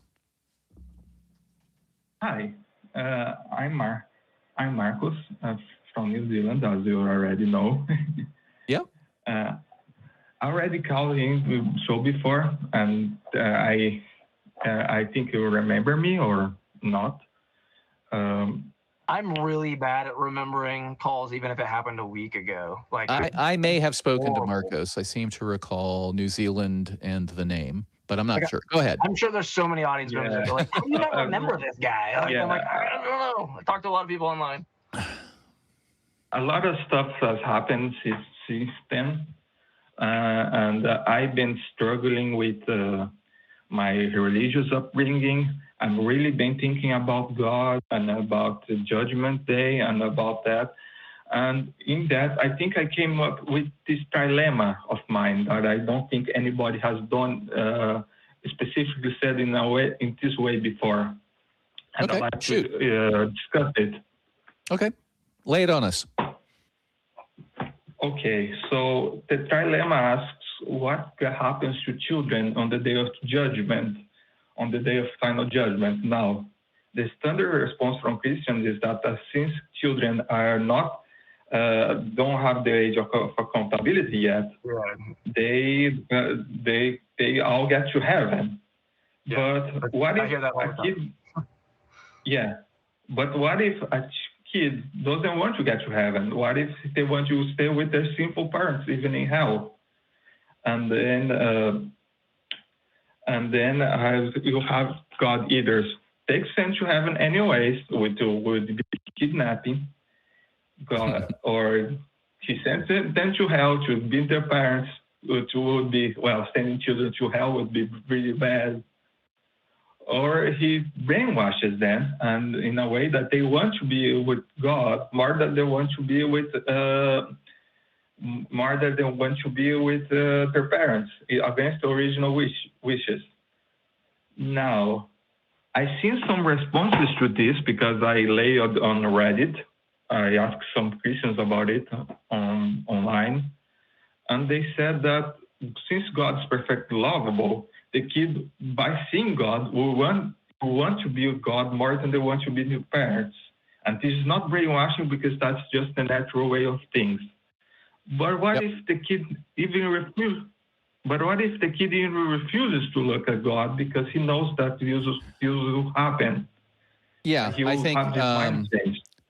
I'll defer to JMike. He's sort of better at this. But my observation is you see a similar argument of, hey, for God to expose himself to anybody and prove that he exists would destroy free will, because then they would have no choice but to worship him. So I think that point maybe makes sense. And then the counter argument to that is there's stories in the Bible, and I don't really get into arguing fan fiction, which is kind of what we're doing, but there's other stories in the Bible that sort of disprove that. So if I understand the Bible correctly, Satan used to be in the presence of God, walk with God, see God, and Satan was able to exercise the free will to say, nah, I don't want that. So I think this whole fanfic, free will, heaven, whatever, I agree with you. There's tons of plot holes in it. What are your thoughts, JMike? I was actually going to point out that, like, there's like a lot of different kind of thought experiments or different things you can point, for example, like I'll talk about how it's pretty clear that, well,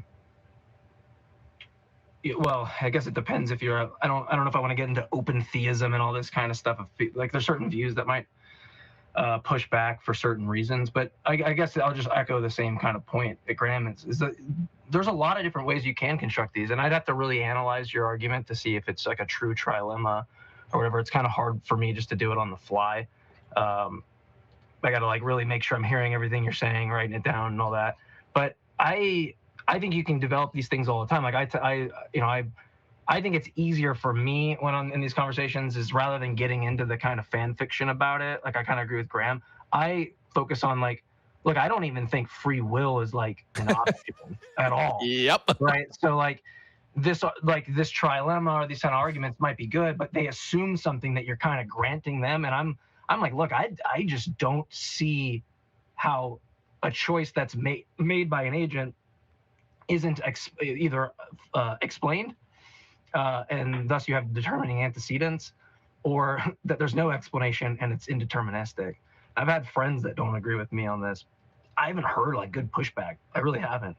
I end up getting kind of frustrated at the pushback and going, we're not getting anywhere, so I'm just done with the conversation. If you have like a real good pushback, but it does not seem like it's an option. It's either there's these antecedent factors that fully determine or partially determine, or it's the case that nothing explains that and it's indeterministic. And so it's either an explanation or no explanation for why an agent chose A over B.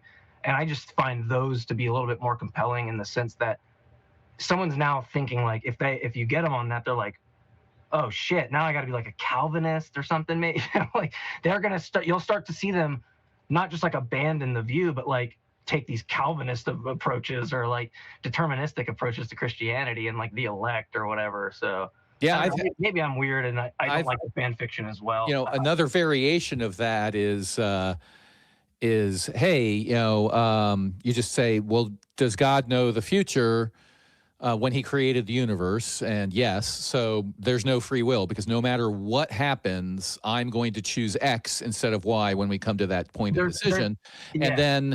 And then the Christians will typically say, well, no, you're making the choice. It's just like rewinding a film, right? And you just watch that choice being made over and over again. And you could go down that rabbit hole forever. Yeah, Graham, if you go down that route, it's the proverbial, God as a file cabinet of everybody's free actions. Right. For any possible world, any permutation, like Graham does this on that, there, that, like he looks at all the ways the world could be and that they could freely act. And so I think kind of to the point you're making is like, I think if somebody says like, well, look, God's not foreknowledge doesn't actually affect our freedom. It's like Graham says, like rewinding it and looking at this.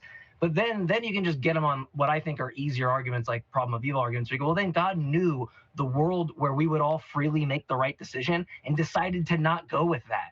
So I explicitly said that because I learned that argument from you, and I wanted to set it up so you could hit it down. So, but I'm sorry to get off the point of your thing. It's just that I think me and Graham, it's like we might be able to like go through this argument and go, yeah, that's a true trilemma or something. But I think we're both on the same page that this isn't like our style of doing it as much as plus I think Marcus, I think that point where you say, hey, if the child is just taken to heaven, that's kidnapping. If he chooses to go to heaven because it's irresistible, that destroys free will. That part is the black hole of the argument, right? Yeah. You're going to get sucked into a definition of free will, and that's where the argument would really lie with that branch of the trilemma, if it's a trilemma. So I would flesh that whole part out first and then come back and see if you've got a, does this, I'll ask you, Marcos, is this a type of thing that would convince somebody not to believe? I am agnostic to theist. I believe there's more possibility that God exists and he does not, for reasons that I may call in another episode to explain. Wait, hold on. Can you repeat that? Because I might have missed it. You think it's more probable than not, but you're an agnostic? Yeah. I don't understand that. Like I choose not to follow him because I think he's an evil, sadistic being. Yeah, but then now I remember, Marcos. Yeah, but you do. Hold on. But this seems confused because then you do believe in God. You are a theist, definitionally. That's just definitionally true. You're a theist. You believe God exists. It doesn't matter what your additional motivations against or for him are. That's irrelevant. It's just whether or not. I don't know. I don't know for certain. I don't have faith because I don't want to have faith. But that's also irrelevant. That not all God concepts rely on a constitutive concept of faith, right? I mean, I would argue, all the concepts have in favor or in common that you pretty much got to take it on faith on these claims. But you could have a view of God that where there's no faith in the lore of the new God story or something. Like that's not even a thing, right?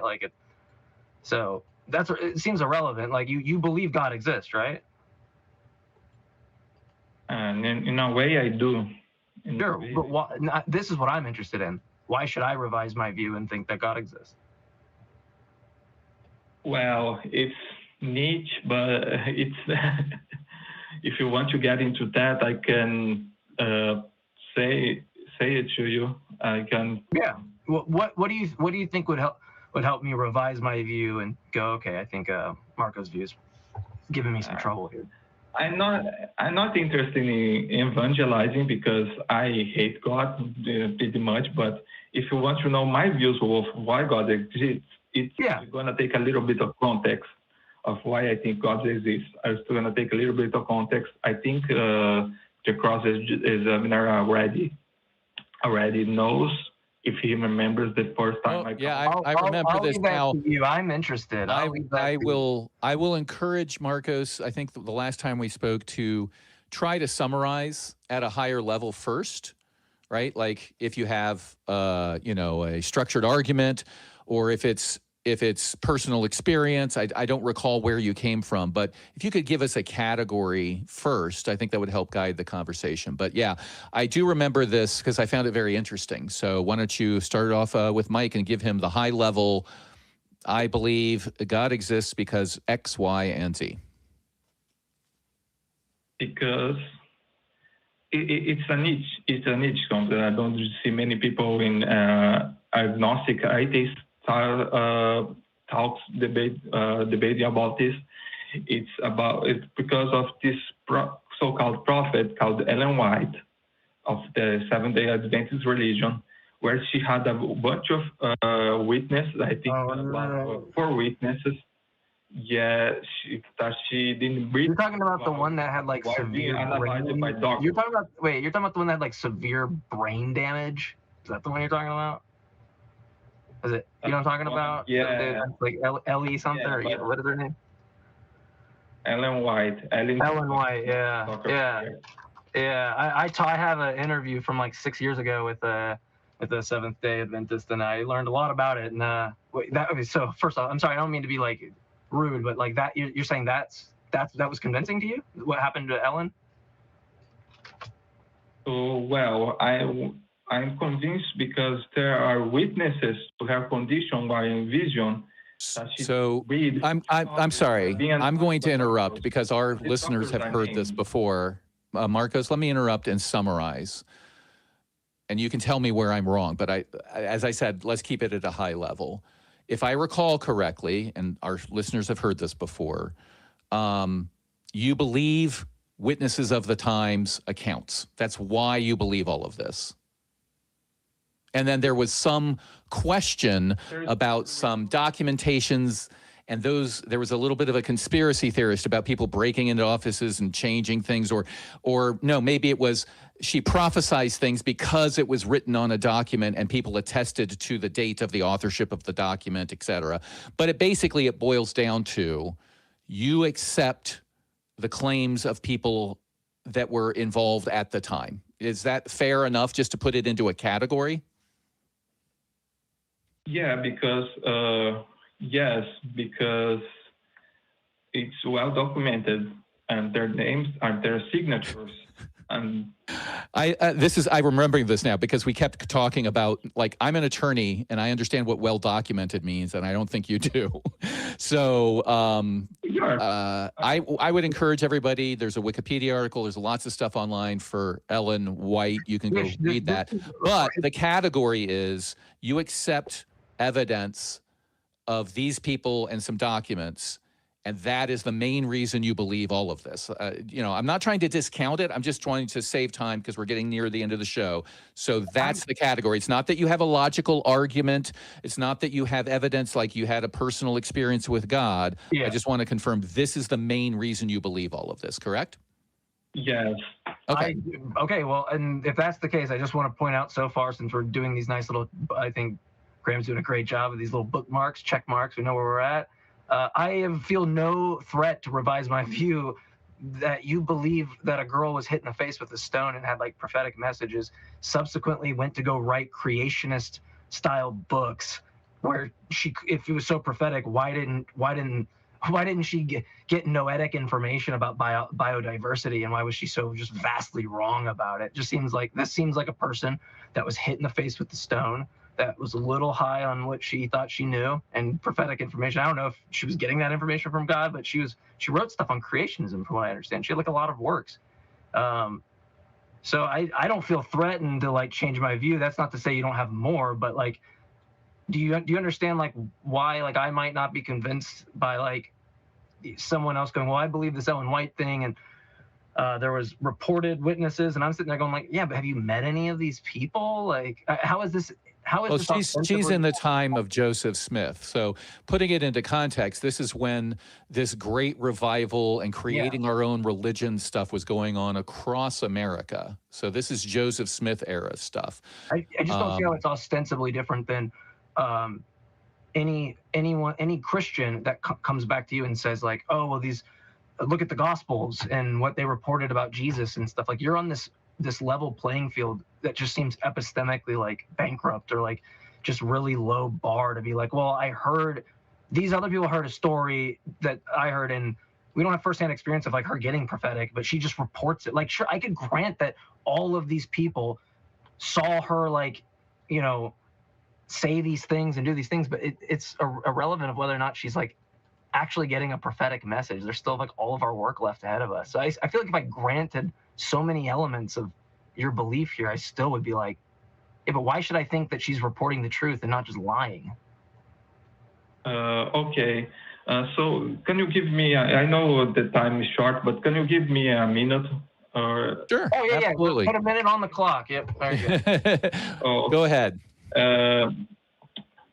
So there is this book written by this Adventist minister called the Second Great Advent Movement, and in it has 5 signatures from people who saw her in vision and saw doctors administering tests on her, and they say the doctors, not themselves, not the people, the doctors saying, yeah, I couldn't detect any breathing, I cannot explain this.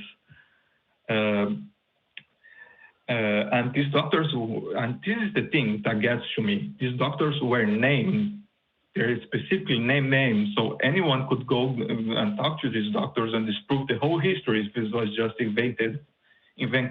I think one of the doctors was called Dr. Lord.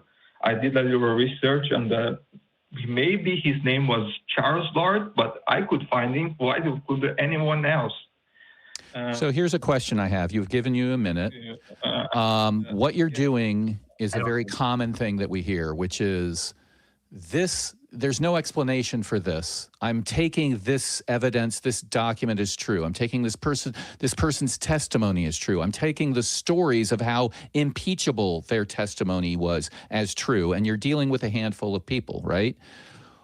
I can't tell you the number of times I've heard that about all sorts of claims, right? I've heard that about the origin of the Quran.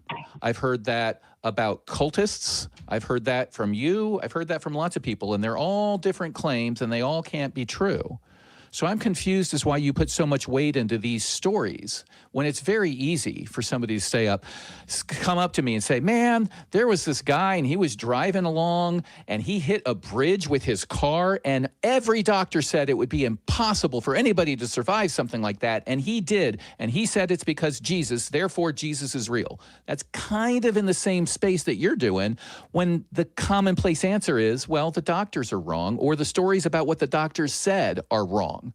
What's worse, you're also like 100 plus years removed. Yeah, and it's all outdated. It's all what most of this evidence would not be admissible in a court of law these days. Like, there's all this stuff that's problematic.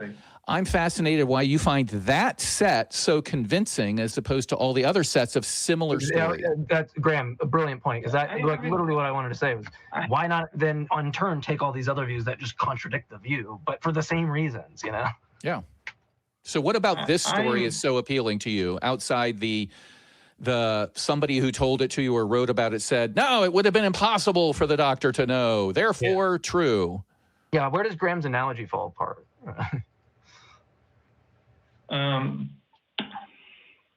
You know, it's just because anyone who could have read this book could simply go to the doctor who was named, and said, hey, did you really try? I'm going to interrupt you. You've said that a bunch of times. Anyone could have disproven and they didn't.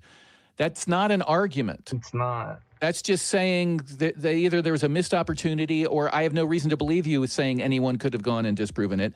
Yeah. But even if nobody did, that's not an argument as to why it's true or even like in the realm of being believable. Yeah. Like there's lots of claims out there that nobody's disproven that you don't believe. Mm-hmm.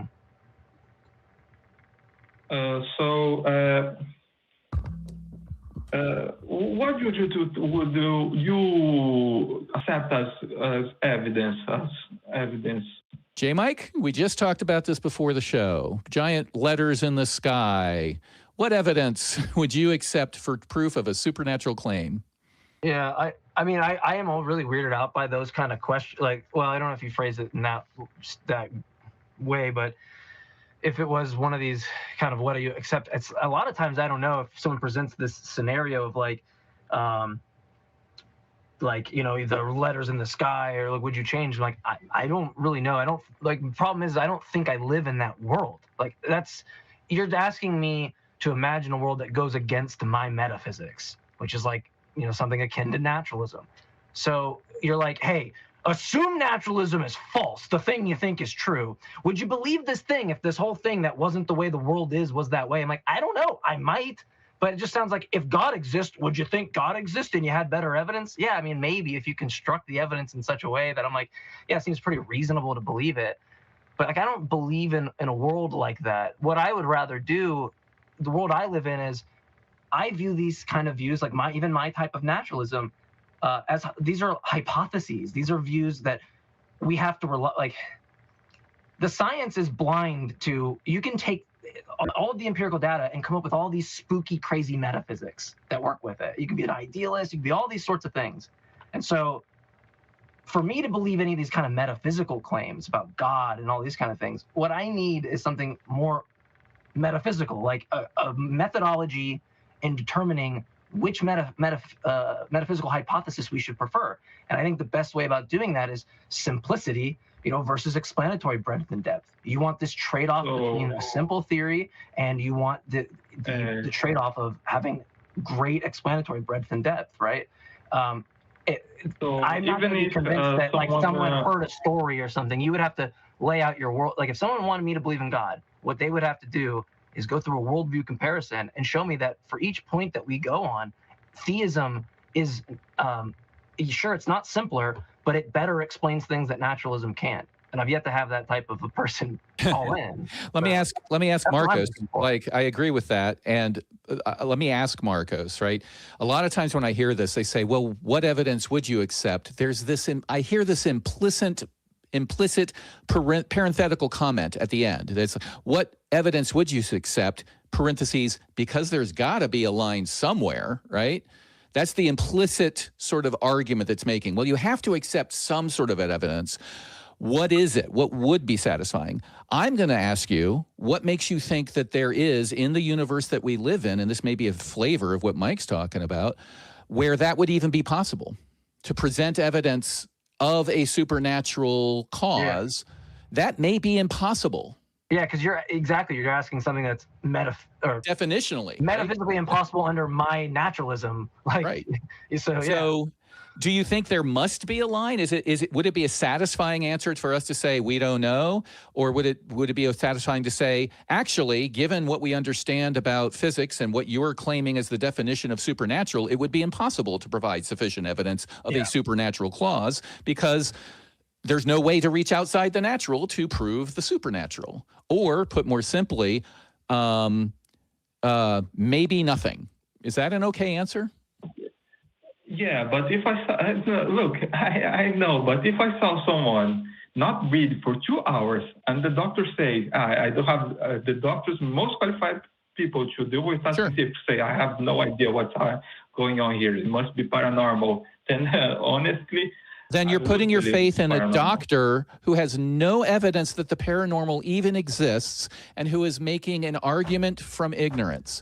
I don't know how this could happen. Therefore, this thing I can't explain must be the answer. That's what you're putting your faith in.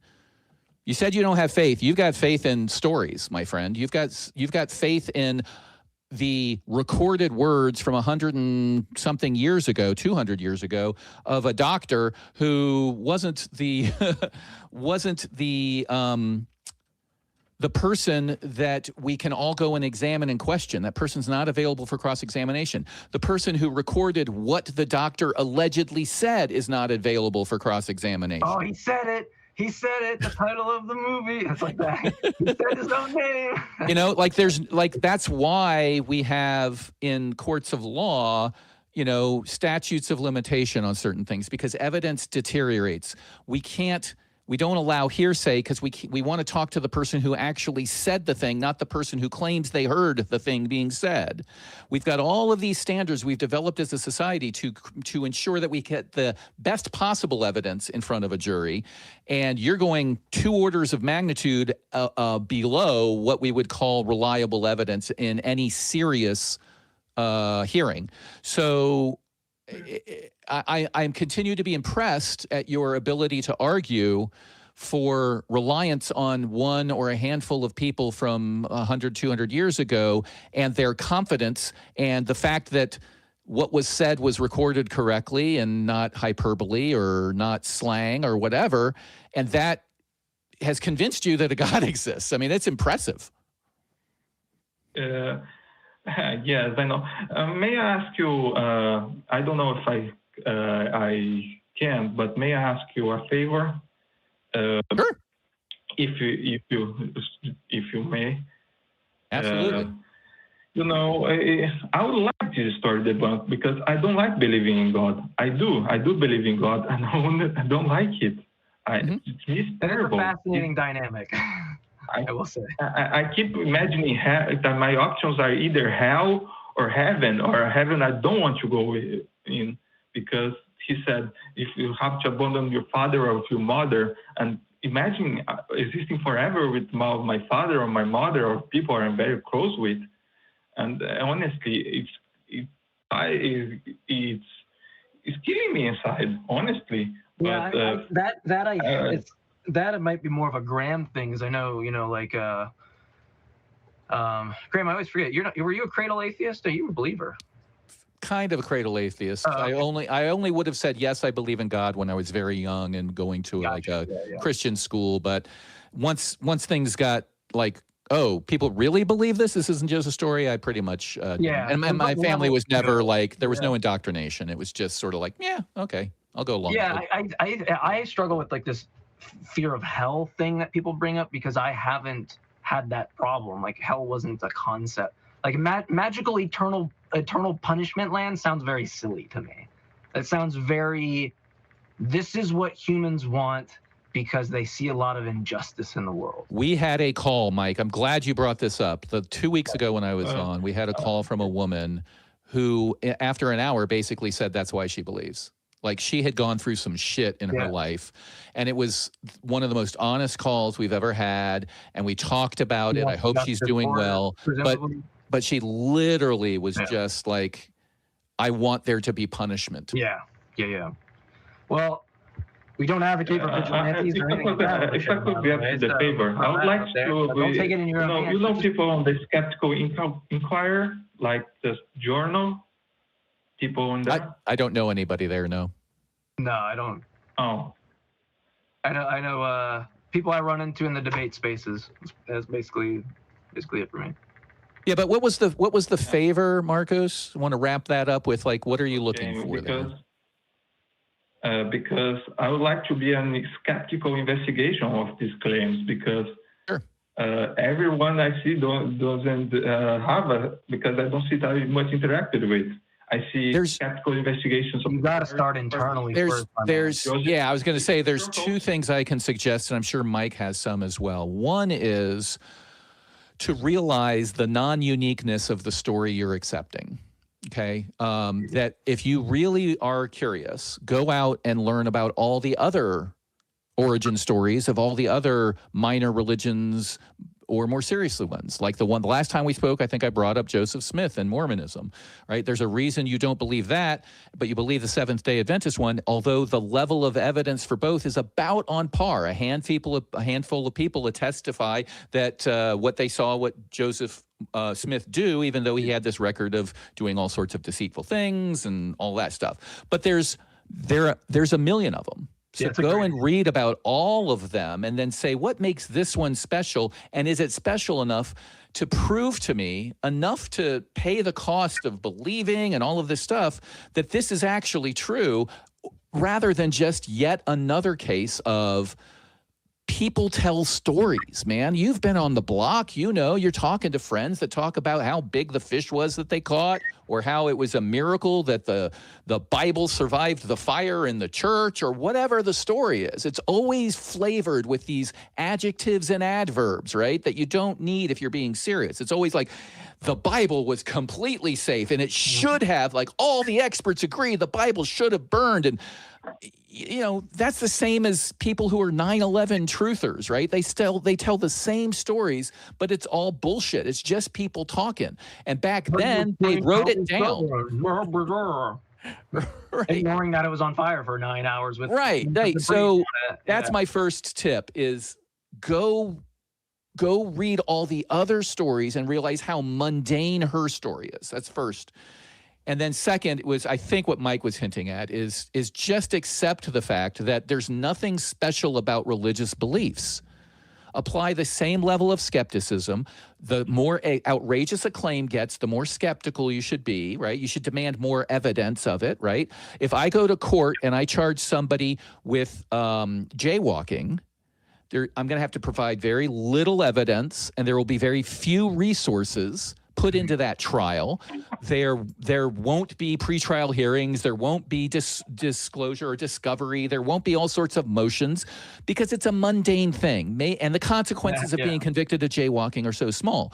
But if I'm going to court and trying to convict somebody of murder, there's going to be 8 million pages of documents, all sorts of subpoenas, all sorts of stuff. And that's just the murder of one human being. That's not the question of whether or not there's an eternal life after this one. So demand the appropriate level of evidence before you fall in with any one camp, because there's a million of them. What makes you think that this particular story is the right one, much less, you have evidence for it? Mike, what other advice do you have to give?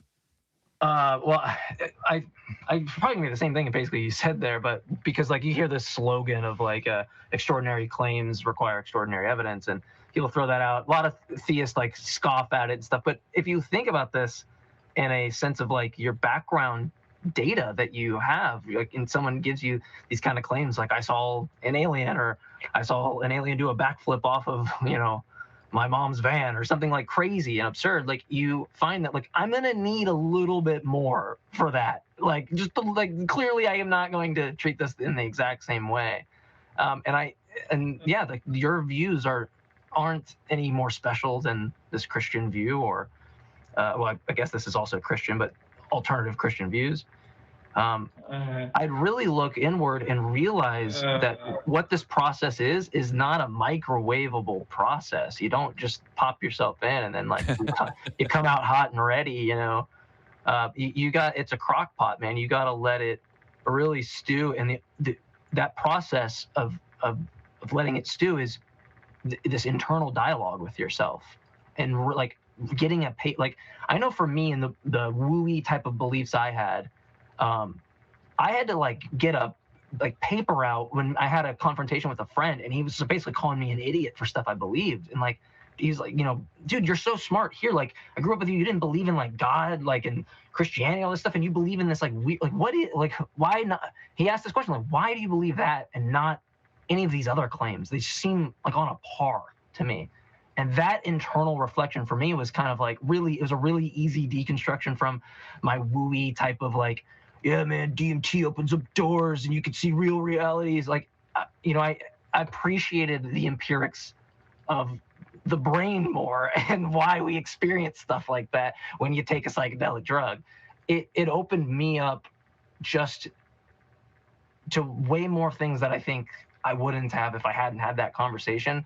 I think like writing it down and really like going, why the fuck do I believe this thing? Like, let me list out some reasons, right? Reasons for. And I find what at least for me, I couldn't write a single thing down that I had a legitimate reason to think that DMT or these other substances were like unlocking doors, or salvia and all that kind of stuff, right? Like, I was really into thinking that I was having some noetic experiences in my life, And I wasn't. And one other thing, Marcos, just to give you an example of what we're talking about. Have you ever heard of the James River Church in Missouri? No, I haven't. Pastor John Lindell, who's the owner of these, or a pastor at these mega churches in Missouri, lots of people, came out a couple of years ago and gave out news of a medical miracle. This woman, Chrissy Thompson, had her toes amputated at an early age. And she came to one of their services, went backstage when she said, hey, I'd like my toes to grow back. They followed the instructions of the Bible. They anointed her toes with oil. They had a prayer group pray over her. There were a dozen witnesses. Her toes grew back. They had a doctor come in and examine her, and that doctor said he's never seen anything like it. It had to take an act of God based on her medical records and what he saw when he saw her toes. And they made a huge press in the splash in the press for doing this. Why do you not believe that story, but you believe this 200-year-old story that happened before cameras were everywhere and et cetera? So convenient. Yeah, I'm sorry, I didn't hear. Oh, go ahead. I'm sorry. We've been talking a lot. So why do you say to God, show me the toes in the first case, but you accept an ancient story based on some hearsay of hearsay of hearsay in the case of the Seventh-day Adventists? You can go to God's OnlyFans at OnlyFans, God hyphen. Show me the toes. Yeah. So what are your thoughts there? I haven't heard of this story yet. Okay, let me tell you how it ends. All right, here's how the story ended. They called in experts from NIH. They agreed with her. They won the Nobel Prize in medicine. Every university around Earth has opened a theological school of medicine to study this phenomenon. Oh, wait, no. That's what would have happened if it were true, right? This is what we have to sort of study. Is like what would have happened if they were serious about it is they would have called in independent third parties. The doctor, turns out, was the husband of somebody in the prayer group and wasn't her doctor. They refused to show me the toes. Somebody created a website called showmethetoes.com. I did a whole podcast episode on this. The person came out, the pastor came out after the international press got attention on this, and he came out and said, out of respect for Chrissy's privacy, we are not going to be discussing this further, and refused to give any evidence, despite the fact that it probably would have brought millions of people to the church if this had been proven true. It would have saved people for Jesus. So that's what's really happened, okay? Because we have cameras, because we have a 24-hour news cycle, because we have the press. But it was more people than in the Seventh-day Adventists were testifying to the truth of this. And they provided video of Chrissy talking about this and testifying that this really happened, that her toes grew back. So people will lie for a variety of reasons. I'm sure they didn't all lie for the same reason, but people will lie. And we only don't believe this now because of two reasons. One, we now live in an era where we demand, show me the pics or it didn't happen, because we have the ubiquity of cameras. Yeah. But also because we know that in this case, the claim was a step too far. Why won't God heal amputees? Right? That's the website to go visit. Why won't God heal amputees? It's amazing that God cures cancer that can also naturally go into remission. It's amazing that God cures glaucoma that could have been the mistaken diagnosis of the physician. But for some reason, we have no documented case, even though people pray all the time to get their fingers, arms, whatever back, of God healing amputees. So there's lots of reasons like that, that these stories should be suspicious to you, especially one from like 200 years ago. Anything to add, Mike? I would search. Oh, go ahead, Marcos. Let him go. I would search the history about that, but I'm afraid if I go on to a website called showmeyyourtoes.com. Yeah. I think he actually took it. Amputees.com. I think, yeah. Go to Google. Why won't God heal amputees? That is one of the sites that made me a passionate activist. Yeah, because it is an insanely good argument. Right? The website gives you lots of examples, but if there is a wonderful argument for at least disproving certain versions of God, that website helps you disprove a version of God that would actually heal, like do what he says he would do in the Bible. You know, Jesus says multiple times in the Bible, just pray for it and you'll get it. The milk jug, baby. Truly, truly pray for, exactly. The milk jug argument came from that website, which is, when I pray to Jesus, I either hear yes, I hear a no, or I hear a wait, or not yet. And this website points out, if I pray to a milk jug, I get a yes, I get a no, or I get a not yet or a wait. You can't distinguish between God and a milk jug, because God doesn't heal amputees and milk jugs don't heal amputees. I was reading that shit, I was like... So it goes to what you're talking about, which is, and this, I don't mean this in a negative way, I mean it in a clinical way. It goes to gullibility. And by that, I mean willingness to believe despite not having sufficient evidence.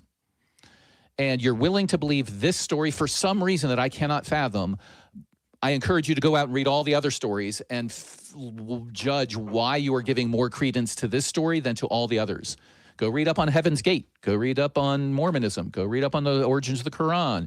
Just anything. And see that, you know, Scientology, right? Like there's tens of thousands of people who will attest to what goes on with Scientology being real, but I'm assuming you don't believe that. So go out and explore and educate yourself, and then apply the standards that Mike was talking about. And I think you'll find the answer that we would give. I don't know if it will satisfy you. Yes. Okay. Thank you. No problem. Okay. Just so I can research it, start my research.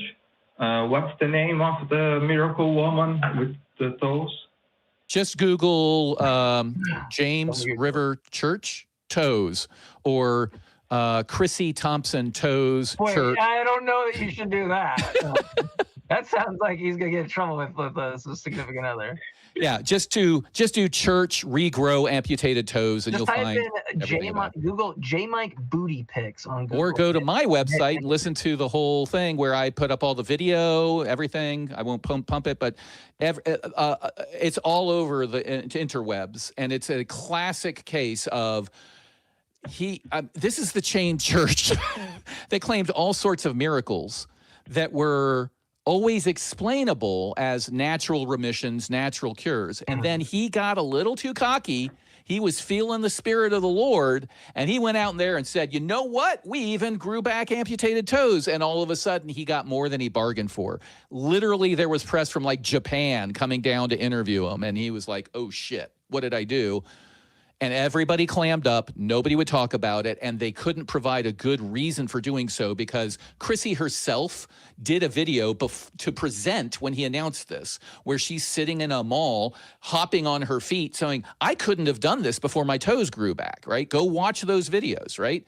Testifying on videotape in the name of her Lord, which presumably, if her beliefs are true, would not look kindly on the lying and deceitfulness of violating the 10 Commandments and doing so for whatever reason. Because she was an indoctrinated follower. She wanted the fame, a little bit of both. Who knows, right? She was sleeping with one of the prayer people. I'm not saying she was, but you have no idea. God doesn't exist, so she didn't have much to worry about in that front. But the point is, go look at that and realize this happens 1,000 times a day. This guy got caught because they were like, oh, you're finally talking about something that is scientifically impossible? Do tell. And then they shut up. Even though that would have been a miracle that would have convinced a lot of people. When people talk about what would convince you, if I was in a room and I watched somebody's toes grow back, I would certainly have questions, right? 100%. That would be stunning. I'd be looking out the window for alien tech. I would be like, did you give her like everything? I'd be really interested in that. But no, they didn't. They didn't call in independent doctors. They didn't contact NIH. They didn't win the Nobel Prize, all of which would have happened if this were true. This happens all the time, but most of them are small-time players. And I'm guessing it happened in the Seventh-day Advent Church because the likelihood that there's a million explanations that are mundane for what she did and one that's extraordinary that seems to be the same as everybody else is claiming, and they all disagree. So follow the toes. Yeah. Follow the toes. What do you think, JMike? I don't want to beat a dead horse. I think everything there's. Yeah. I mean, I gotta just call back and let's talk about it. I mean, that's really. Yeah, absolutely, Marcos. Go look into it. Go research 10 different, popular cults that you don't believe in and their origin stories. Tell me why you don't believe those, yet you believe these supposedly unimpeachable witnesses that were documented in writing.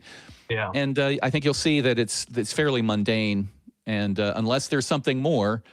As Jack Nicholson says in A Few Good Men, please tell me you have something more than phone calls and footlockers. Mm-hmm. Give me more than phone calls and footlockers, and then we can talk. But thank you very much, Marcos. Appreciate it. Thank you, JMike. We're at the end of our show. Yeah. Let me check Super Chats. Nope. All right, Kelly, can we bring Kelly up to talk about what we've just listened to over the last couple Now Kelly's going to call me out and be like, hey, man, you said I could come up here and shit. Kelly's No. All day long. I got to be on plenty of shows today, believe me. Yeah. When I saw that in the chat, when you were like, I've been on a couple shows today, I was like, all right, I don't feel as bad, but yeah. So, Cross Examiner, you mentioned what would have happened if this was true, right? And that totally resonated with me because I get, as many of you know, my son now owns my old rock shop, so I talk to people that come in and want to buy healing crystals all the time. And one of the things that I always think of is these crystals could really heal people. One of two things would happen. Either every mother in America would have a $10 crystal kit in her medicine cabinet for when her kids had accidents and skinned their knees, right? Or they would come in a box mock Pfizer and cost like $200 a piece, right? Yeah. So, there's a skit from a British comedy show from, 15 years ago. Google it. It's called Homeopathic ER, or whatever the A&E, whatever the term is for the ER in there. And it's all things like, oh, he's here, he's been shot, quick, get me, some St. John's wort diluted to 1 in a million. Yeah. And the nurse goes, are you sure? Is that strong enough? He goes, you're right. Make it 1 in a billion. Yeah. That's what the world would look like if this were true. You're absolutely true. Yeah. Yeah, it's kind of annoying because it's like there are medicines out there for like muscular dystrophy that like cost. When I was looking up, there's one that was $1 million after like the insurance gets involved, right? You're talking 2.3 or 2.4 before, and it's just like, I mean, I don't know why a medicine costs that much. There's something very weird to me. We don't have to get into all that, but the point that I want to draw is that it's so fucking disrespectful that there are people that like have to give up their whole life for this medicine or other medicines, and you think you could rub a fucking rock on them and like that's it, or it's like conveniently for you it doesn't work for like that type of muscular dystrophy or something. But it's like, man, like it's really annoying to me. My best friend growing up has muscular dystrophy, so when I was reading about that and then you bring up the every mother, I didn't even like ever make that connection. I'm like, yeah, that's so true. Like the next time I talk to like a wooey person on TikTok, I'm gonna fucking point that out. Like, why doesn't every mother or single father or whatever parent have, those all in the cabinets for their kids when they're sick? It's just like, I don't know. It's so disrespectful to me. Now that you skinned your knee. Get a citrine real quick, Yeah, you're making me more pissed off at that community than I already was, Kelly. We'll get some hematite to stop the bleeding. Kelly's first aid kit weighs 82 pounds. That's kind of how I got into this, kicking back and wanting to do it, is because I was on Facebook like 20 years ago, and a woman asked, what would be the best crystal for my daughter's diabetes? And it just freaked me out. I was like, no, Crystal, or take her to the freaking doctor. Oh, God. That made me sweat just hearing that. So there's a guy, I quote him a lot. There's a guy named Tim Minchin. He has a beat poem called Storm. And I think this passage is applicable to what you're pointing out, Kelly. I'll just read a quick quote. He's talking to somebody that's a woo sort of person. Does this idea that there might be knowledge frighten you? Does the idea that one afternoon on Wikifuckinpedia might enlighten you frighten you? Does the notion that there might not be a supernatural so blow your hippie noodle that you'd rather just sit in the fog of your inability to Google? Isn't this enough? Just this world? Just this beautiful, complex, wonderfully unfathomable natural world? How does it so fail to hold our attention that we have to diminish it with the invention of cheap, man-made myths and monsters? I love that. Who said that? Because I Tim Minchin, Storm. Okay, because I was gonna say that's like a way better way of phrasing things that I've said online that I wish I just would have phrased it like that every time. I wish I just go watch it. He's incredible. He's because I get amazing. That thing. It's like people are like, yeah, but like if physicalism is true and it's just like brain phys, I'm like, why? If it was spooky, magical, ethereal stuff, I don't know what the substance does to make it like cooler or less cool. Like, is it made out of Legos or not Legos? Like, it's only cool if it's made out of Legos. It's just so fucking dumb. It's so dumb. Yeah, I highly recommend it. It's a fictitious.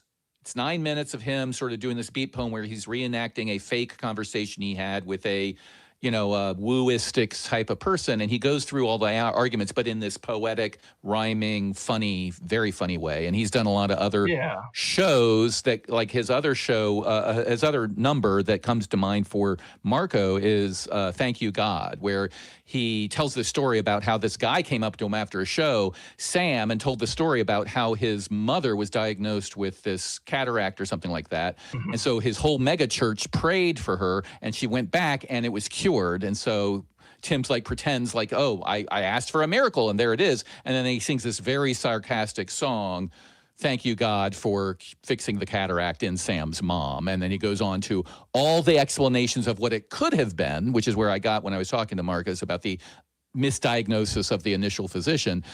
It comes straight from that song. It's like he just lists all the possible things. And obviously it's not this, and it's not this, and it's not this, and it's not a lack of physics vis-a-vis Sam's mother's congregation and all of this stuff. He's so good at summarizing this stuff. So I strongly recommend it. You will love Storm. It's like it's a philosophical argument wrapped up in this beautiful rhyming, wonderfully talented package. Oh, that's sweet. Yeah. You'll have to DM that to me because I will. Right. I will. Please do. Because I can say it, then it will just be gone. So, Kelly, what did you think about Levi? I would like to hear your thoughts. I am going to quietly bounce out of here. Okay. I have a food that I have to go Thanks, heat up, Mike. but I do want to thank you guys and all that. I'm going to get some well-deserved food because I have not eaten much in the last Okay. few days. And Thanks so much.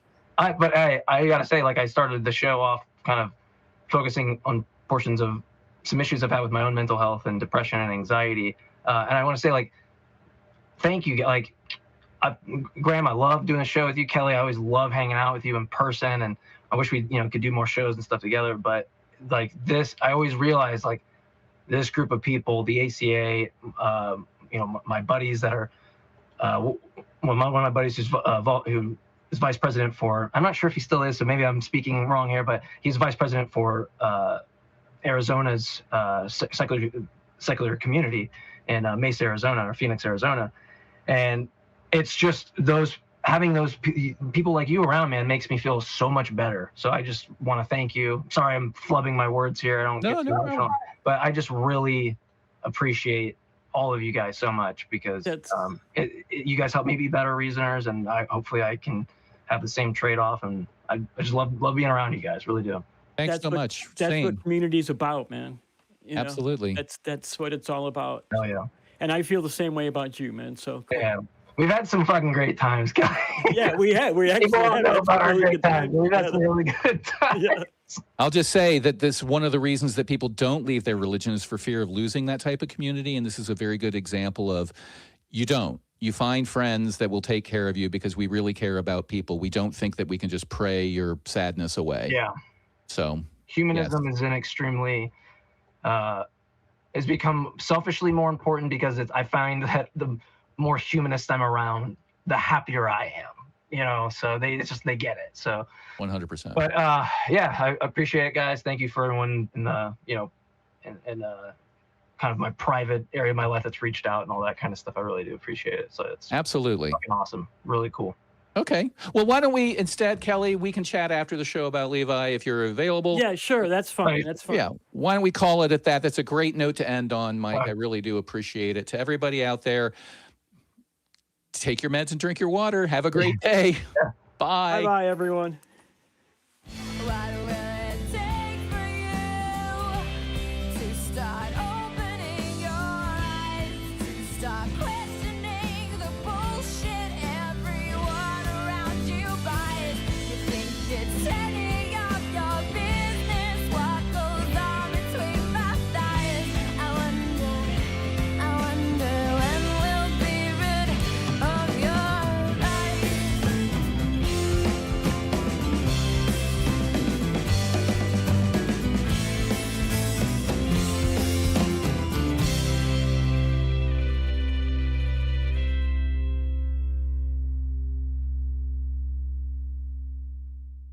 Watch Talk Heathen live Sundays at 1 p.m. Central. Visit tiny.cc/YTTH and call into the show at 512-991-9242 or connect to the show online at tiny.cc/callth.